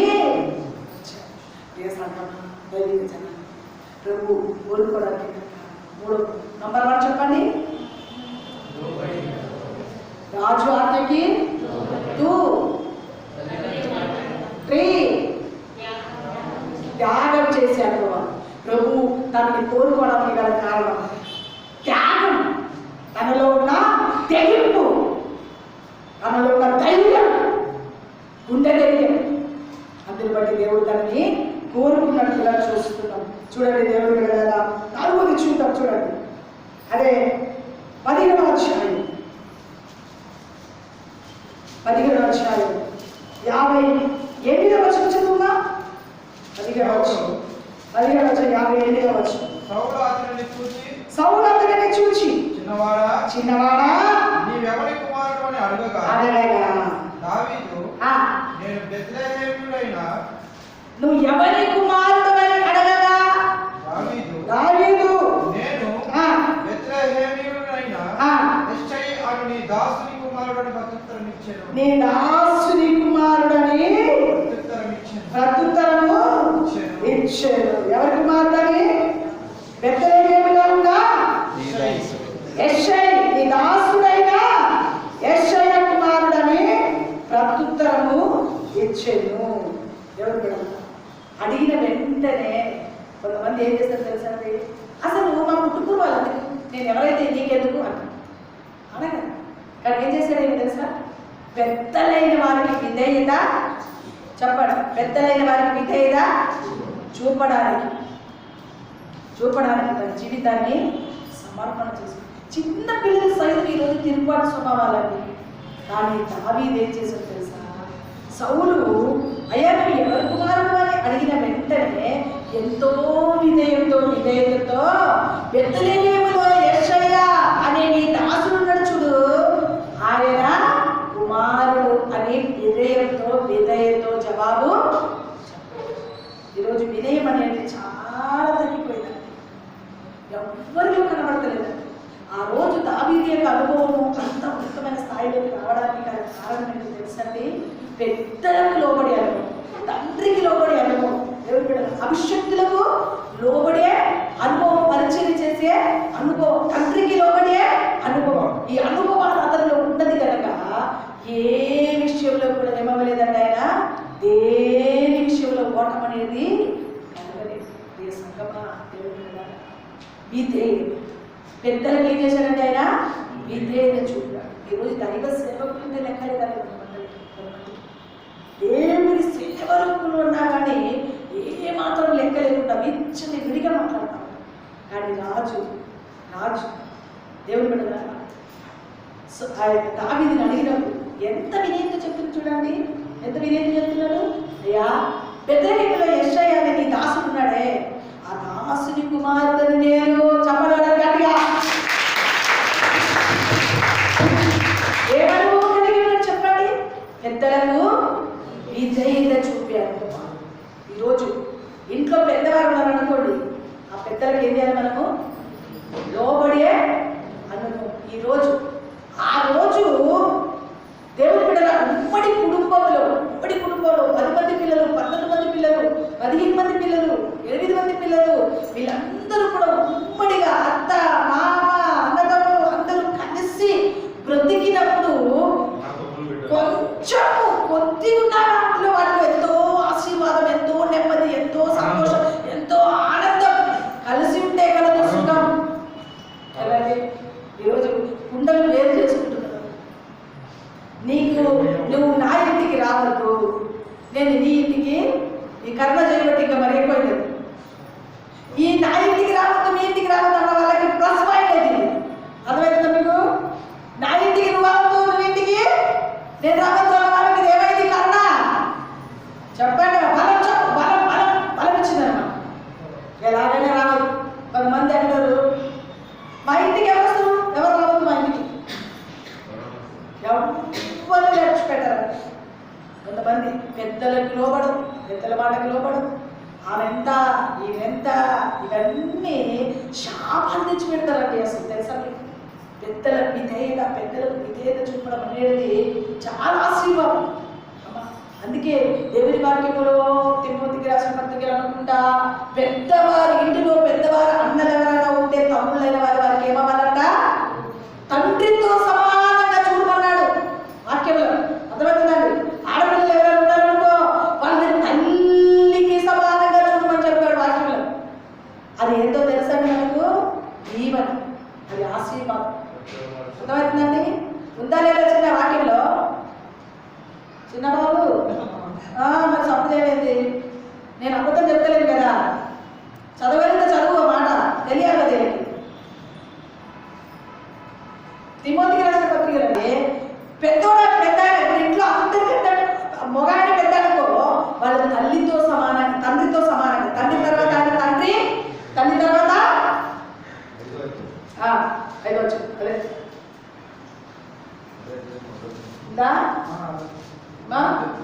అదే తండ్రిగా భావించి అతన్ని హెచ్చరించము. అన్నదమ్ములని, యమునులను, తల్లులను, వృద్ధ స్త్రీలను, అక్క చెల్లెలను పూర్ణ పవిత్రతతో యవన స్త్రీలను హెచ్చరించు. ముఖ్యంగా అనాథమైన విధవులను సన్మానించు. సమాధానము చెబుతున్నాను. ఎంత చక్కటి మాట. ఇప్పుడు ఈ పిల్లలు అన్నారు, అమ్మా ఎక్కడ పోతున్నావు, ఎవరు కూతురు నువ్వు, ఎవరు బిడ్డమంటావు, నీకెందుకా అంటేనే కాదా చెప్పండి. ఇంటికి వెళ్ళి నేను వెళ్తుంటా, నువ్వు ఎవరు బిడ్డని అడిగి నాకు ఎందుకంట అంటారు. కానీ ఆయన ఎంత ఒక అభిషేకం పొందిన వ్యక్తి ఎంత చక్కటి సమాధానం చెప్తున్నాడండి. అయ్యా నీ దాసుడయ్యా యెషయాకు మారినయ్యా నేను అని విధేయతతో వినయముతో దేవుడి బిడ్డలారా మాట చెప్తున్నట్టుగా చూస్తుంది. ప్రియ సంగమా, దేవుని పిల్లలమైన మన బ్రతుకులలో దేవుని కార్యాలతో మన జీవితాన్ని చేయాలమ్మా. పెద్దలైన వారిని గౌరవించిన పిల్లలకు చిన్నప్పటి నుంచే దీవెనలు పోతాయమ్మా. దీవెనలు పోతాయి. దీవెనలు ఉండదు, పిల్లలకు దీవెనలు ఉండదు.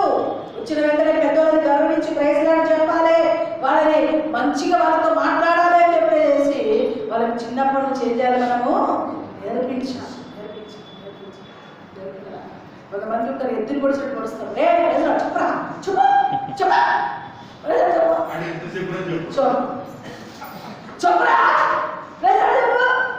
అరే అమ్మగారు వచ్చారా రారా బయటికి 1 గంట సేపు వస్తాడు. ఎప్పుడు వస్తాడు? 2 గంటల తర్వాత వస్తాడు. వచ్చి పశ్చిమ పెట్టుకుని ప్రయత్నం అమ్మ. ఇది మన అమ్మ వాళ్ళ దేవుడు వద్దాం. జీవితాలు చాలా జాగ్రత్తగా ఉండాలి. చాలా జాగ్రత్త. దావీదుని దేవుని కోరుకోవడానికి గల కారణం అదేనండి.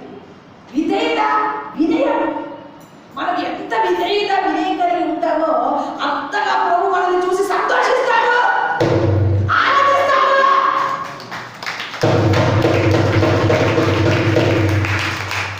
నువ్వు ఎంత పెద్దవాడైనా, ఢిల్లీకి రాజైనా తల్లి కొడుకే కదా, తల్లికి కొడుకు కూతురు, నీకు ఎంత ఉన్నతమైన స్థితి ఇచ్చినా మీరు మాకు పిల్లలే. ఏ మాత్రం కూడా ఉన్నతమైన స్థితిలోకి ఏ గర్వాన్ని కూడా రాలేదు. దేవుడు మనల్ని ప్రేమించి ఉన్నతమైన స్థానంలో దేవుడు నిలబెడతాడు. ఆ స్థితిని బట్టి ఏ మాత్రం గర్వించకుండా విధేయత కలిగిన అనుభవాలను మనము చూడండి. విధేయత అంతేనా? దేవుడు విధేయతలోకి మనం మార్చబడడానికి 4వ గుణం ఏంటండి అమ్మా? 4వ గుణం ఏంటి? పెద్దలకు విధేయత చూపే అనుభవము. చూడండి దేవుడు కదా, మొదటి సమయాల గ్రంథం 18వ అధ్యాయం 12వ వచనం చదువుమా. యెహోవా తనను విడిచి దావీదును తోడైయుండుట చూచి, అది 18వ అధ్యాయం, అదే మొదటి సమయాల గ్రంథం 18వ అధ్యాయం 12వ వచనం. యెహోవా తనను విడిచి, యెహోవా ఎవరిని విడిచి? సౌలుని విడిచి. ఎవరిని విడిచి? సౌలుని విడిచి దావీదునకు తోడైయుండుట చూచాడట. ఎవరు?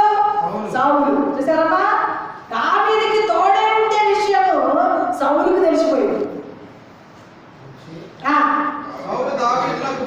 సౌలు దావీదులకు ఏమయ్యాడండి? భయపడెను. కాబట్టి సౌలు అతని తన యొద్ద ఉండనీయక సహస్రాధిపతిగా చేశాడు. చూసారండి, ఏం చేశాడండి? సహస్రాధిపతిగా. ఎందుకు? భయం వచ్చింది. గొలియాతునే చంపినవాడు. అమ్మా, నేనొక లెక్కనా? అర్థమవుతుందండి? గొలియాతునే మాస్క్ పెట్టుకో నేను నాకు బాగుంది పెట్టుకో మాస్క్ పోవడానికి. చూసారండి సౌలుకి ఎంత భయమో. చూసారా, దేవుడు దావీదుకి తోడే ఉన్న సంగతి సౌలుకి తెలిసిపోయిందా లేదా? అది దేవునికి ఇష్టమైన పని చేసే వారి విషయంలో తప్పనిసరిగా దేవుడు తోడే ఉన్నాడని పక్కవారు తెలుసుకునేటట్టుగా దేవుడు సహాయం చేస్తాడు. అర్థమవుతుందమ్మా? అర్థమవుతుందా?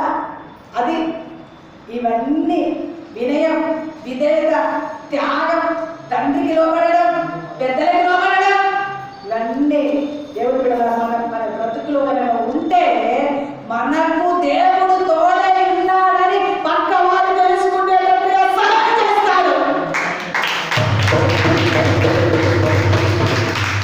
దేవుడు మనల్ని చూచి కోరుకుంటాడు. అర్థమవుతుందండి?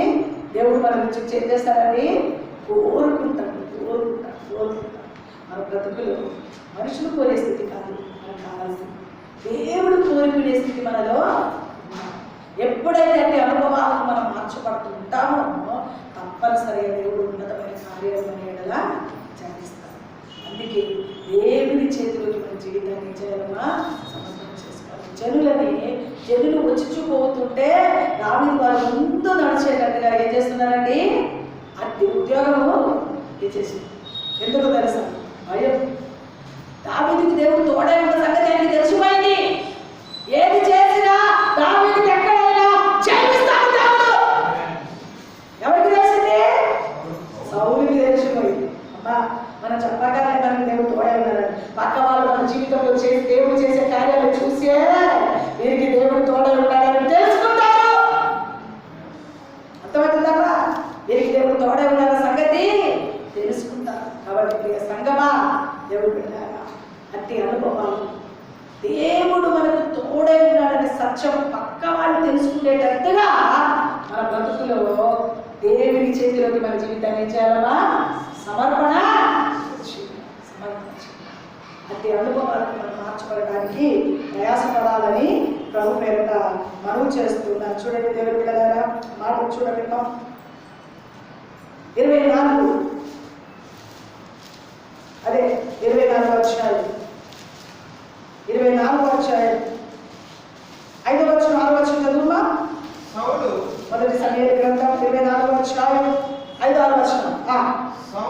సౌలు ఐవస్త్రమును తాను కోసెనని దావీదు మనస్సు నొచ్చి. చూసారండి అమ్మా, ఏముందో తెలుసా? ఆయనలో శత్రువులను సహితం క్షమించేది. శత్రువులను సహితం ఏముందండి?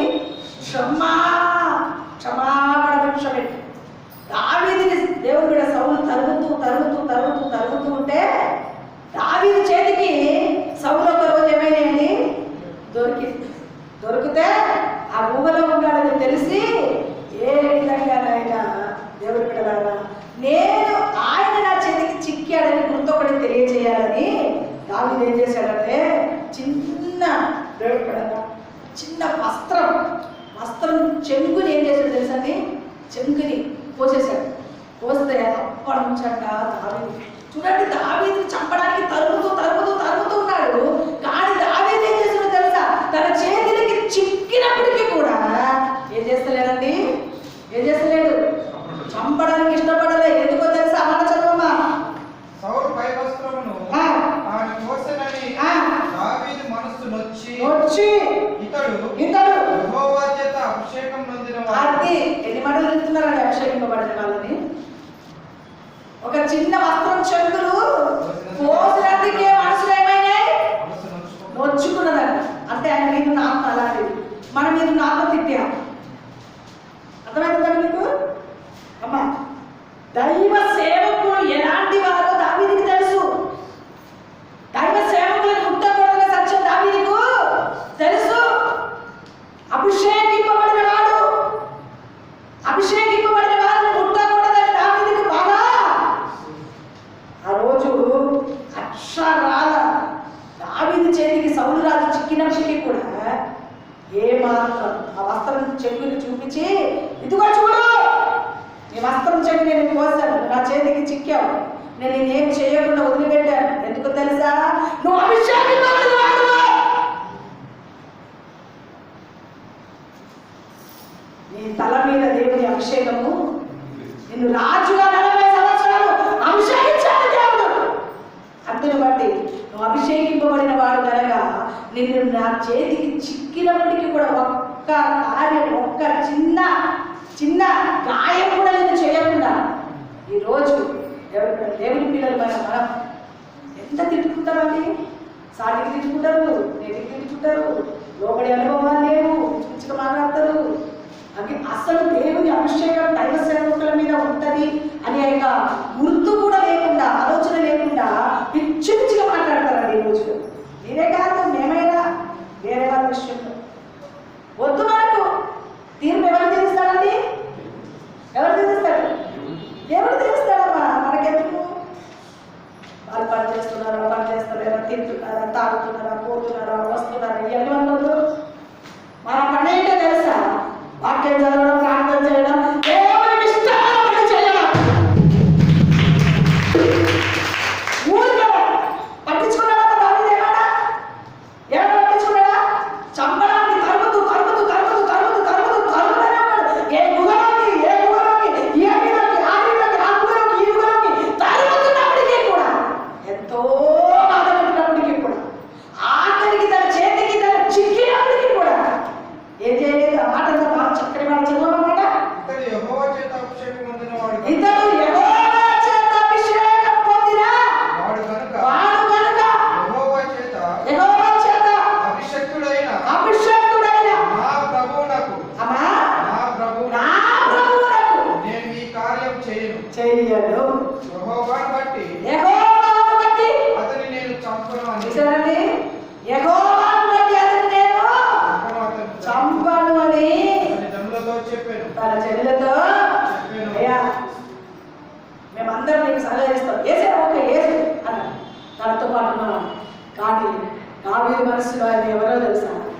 అభిషేక్తుడు, యెహోవా చేత ఏర్పాటు చేసిన వాడు, నా ప్రభువును బట్టి. అమ్మ గుర్తుపెట్టుకోండి, మనం ఏది మాట్లాడినా ప్రభు మన మధ్యలో ఉన్నాడు అని గుర్తుపెట్టుకోండి.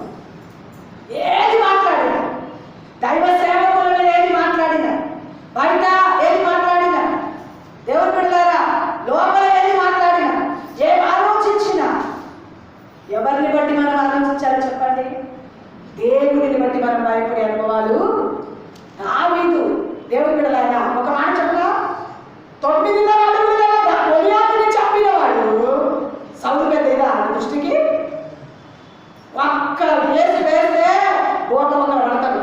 కానీ ఎవరిని బట్టి చంపలేదు? చెప్పండి, ఆ మాట ఉంది కదా, నా ప్రభువుని బట్టి నా యెహోవాను బట్టి నేను నిన్ను చంపను. ఎందుకో తెలుసా?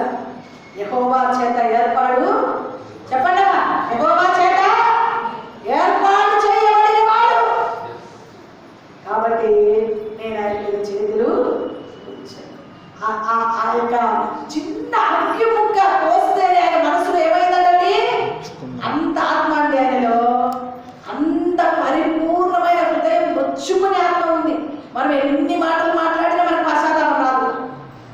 దైవ సేవకులను గురించి, పక్కవాళ్ళ గురించి, వీళ్ళని గురించి, వాళ్ళ గురించి ఎన్ని పిచ్చి పిచ్చి మాటలు మాట్లాడినా ఒక మాట చెప్పునా, మనం మాట్లాడే ప్రతి మాటలకు దేవుడు ఒకరోజు తీర్పు, ఇదిగో పలానా డేట్, పలానా టైం, పలానా సమయంలో ఈ మాట పలానా వ్యక్తి మీద మాట్లాడు, దైవ సేవకుల మీద మాట్లాడు, విశ్వాసం మీద మాట్లాడు, అన్ని ఒకరోజు లెక్కలోకి రాబోతుందండి, లెక్కలోకి రాబోతుంది. అందుకే ఏ రోజుకి ఆ రోజు ఎవరినైనా పొరపాట్ల మనుషులు కాబట్టి మనము పొరపాటున మనం బాధపడినా వెంటనే ప్రభు దగ్గర క్షమాపణ కోరాలి.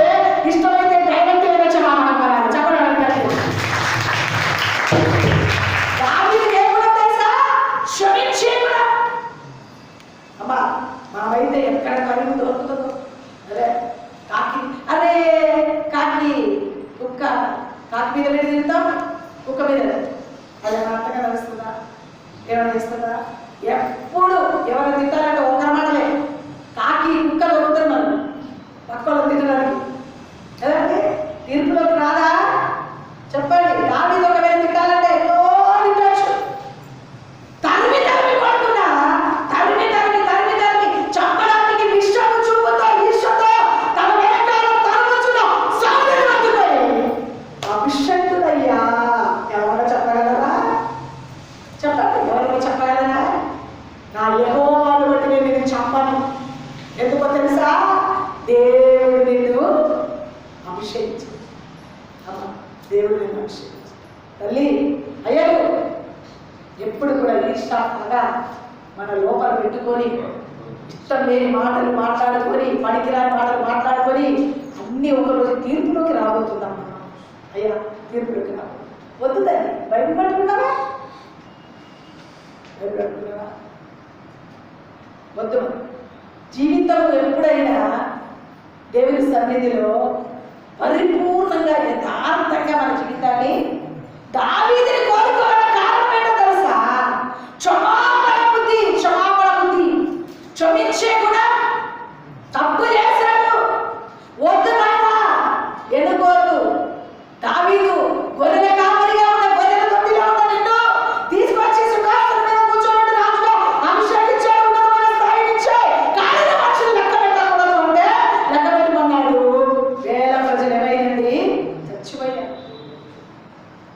తర్వాత పశ్చాత్తాపంతో దేవుని పాదాలు పట్టుకొని క్షమాపణ కోరాడు, క్షమించయ్యాను కోరాడు. వద్దమ్మా, యుద్ధానికి వెళ్ళవలసిన నీవు యుద్ధం మీదకి ఎక్కదు, యుద్ధానికి వెళ్ళవలసిన నీవు యుద్ధానికి వెళ్ళు, యుద్ధం చేయవలసిన నీవు యుద్ధం మీదకి ఎక్కాడు, పాపం చేశాడు. దేవుని బిడ్డలారా భయంకరమైన స్థితి అనుభవించాడు. పాపంలో పుట్టిన కుమారుని చనిపోయాడు, ఉపవాసాన్ని ప్రార్థించిన బ్రతకలేదు. దేవుని బిడ్డలారా తర్వాత పశ్చాత్తాపపడి ఇది కాదు, నేను ఎవరితోనైతే పాపం చేసిన ఆ వ్యక్తిని తీసుకొచ్చి నా భార్యగా చేసుకోవాలి, అప్పుడే నాకు మనశ్శాంతి కలుగుతుందని చెప్పి బెత్షెబ కొరకు మనిషిని తీసుకొచ్చి పిలిపించి రాణిగా చేసి, రాణిగా తన పక్కలో కూర్చోబెట్టి పాపానికి మించిన పశ్చాత్తాపం లేదమ్మా. చేసిన తప్పుని సరిదిద్దుకున్నాడు, దేవుని దగ్గర పశ్చాత్తాపడ్డాడు, ప్రభు పాదాలు పట్టుకొని బ్రతుకులాడాడు. అన్ని మాట్లాడతాం, పాప పశ్చాత్తాపం ఉండదండి, క్షమాపణ బుద్ధి ఉండదు మనకు. అన్ని పిచ్చి పిచ్చి మాటలు మాట్లాడతాం, వాళ్ళ మీద వీళ్ళ మీద వీళ్ళ మీద వాళ్ళ మీద. కానీ ఒక్క చుక్క కన్నీటితో ప్రభు పాదాలు పట్టుకునయ్యా, నేను ఈ పాపం చేశాను, పనికిరాని మాట మాట్లాడానయ్యా, పనికిరాని మాటతో వాళ్ళని తిట్టాను, ఎవరిని బాధపరచానయ్యా, దూషించానయ్యా, నన్ను క్షమించాయా అని ఒక్కరోజైనా పాప పశ్చాత్తాపంతో ప్రార్థన చేసే అనుభవాన్ని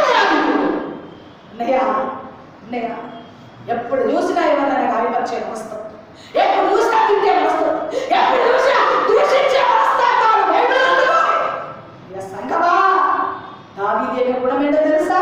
దావీదు దేవుడు కోరుకోవడానికి కారణం ఏంటో తెలుసా? దావీదు నా ఇష్టానుసారుడు, నా ఇష్టమంతా నెరవేర్చువాడు అని చెప్పడానికి కారణం ఏంటో తెలుసా?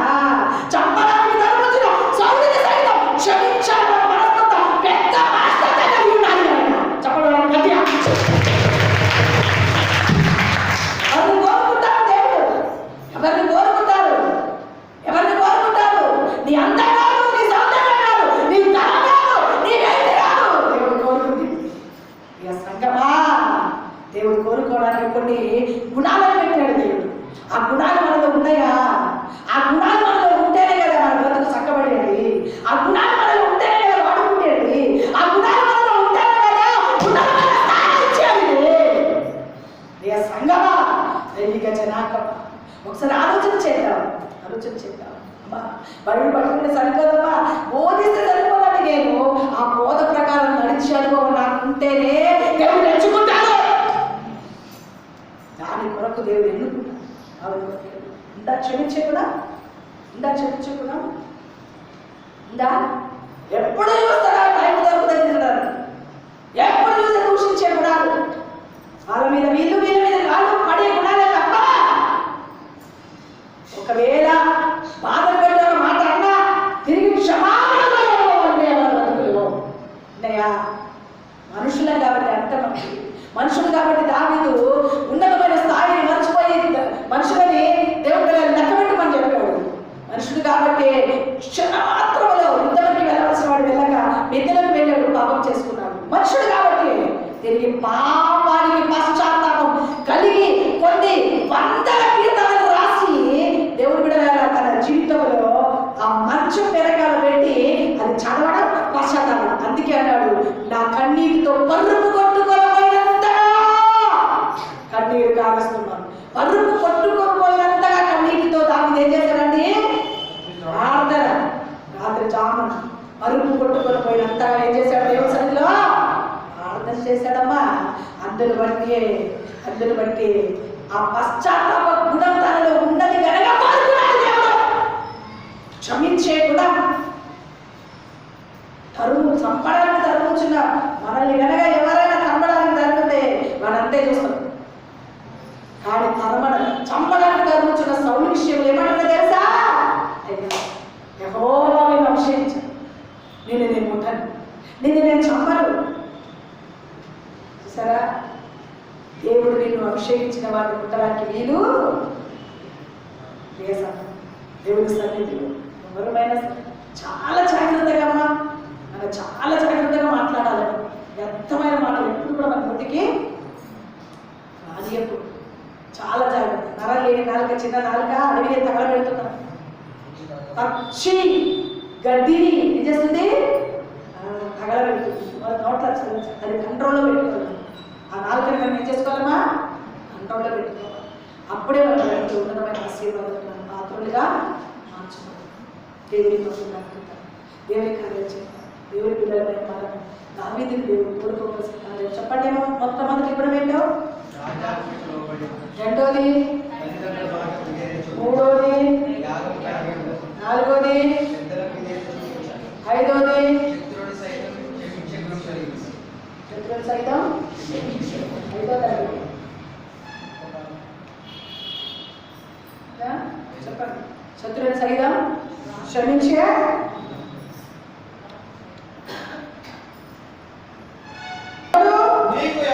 చూసుకుంటాడు అనే గొప్ప విశ్వాసం దావీదుకి ఉన్నట్లుగా చూస్తుంది. మనం కూడా ఎవరేమనుకున్నా, ఎవరేమి మాట్లాడినా, ఎవరేం దూషించినా, ఎవరేం చేసినా దేవుడే వారిని చూచుకోడును అనే గొప్ప విశ్వాసంతో సాగిపోయినట్లయితే తప్పనిసరిగా నిన్ను నన్ను కూడా దేవుడు కోరుకునేవాడుగా, దేవుడు ఇష్టపడేవాడుగా, దేవుడు తన ఆలోచన అంతా మనం జయించే స్థితిలో ఉన్నాడు అని దేవుడు మనల్ని కొంచెం సాక్ష్యం ఇచ్చడం కాదా?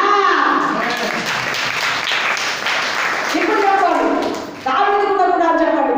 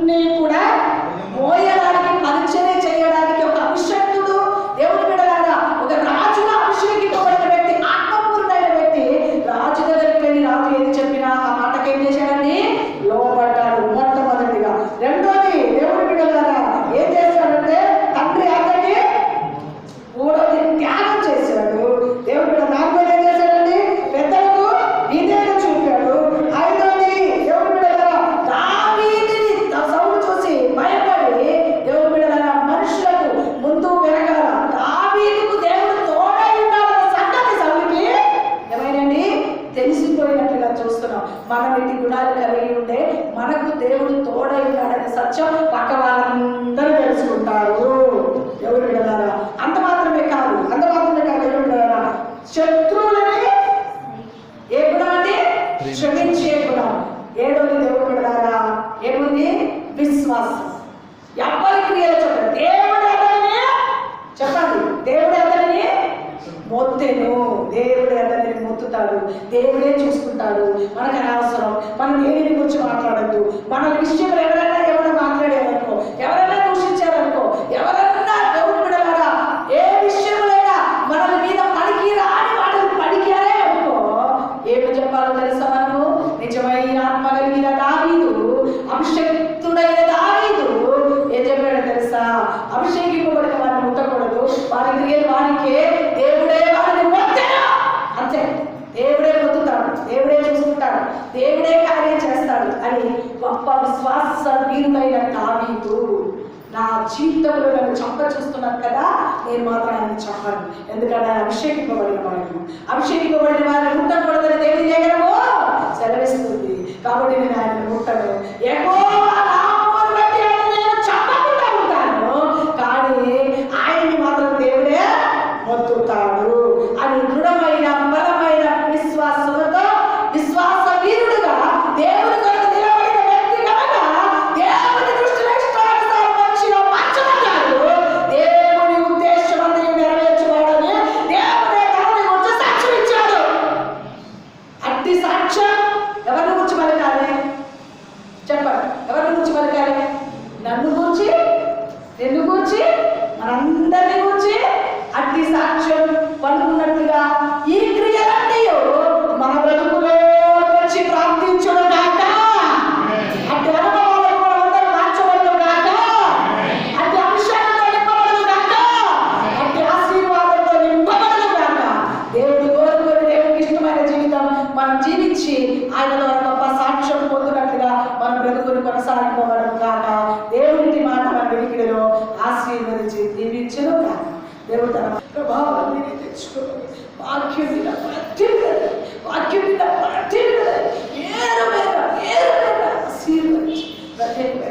ఆశీర్వాదాలు చేతి నెలలో దాచినట్టు వెళదామని మా ప్రభావం మీరే తెచ్చుకోవాలి. మమ్మల్ని మనిష్టమైన జీవితం సమాధానం చేస్తుంది. మా ప్రభును ప్రియ రక్షకుడు యేసు క్రీస్తు తండ్రి.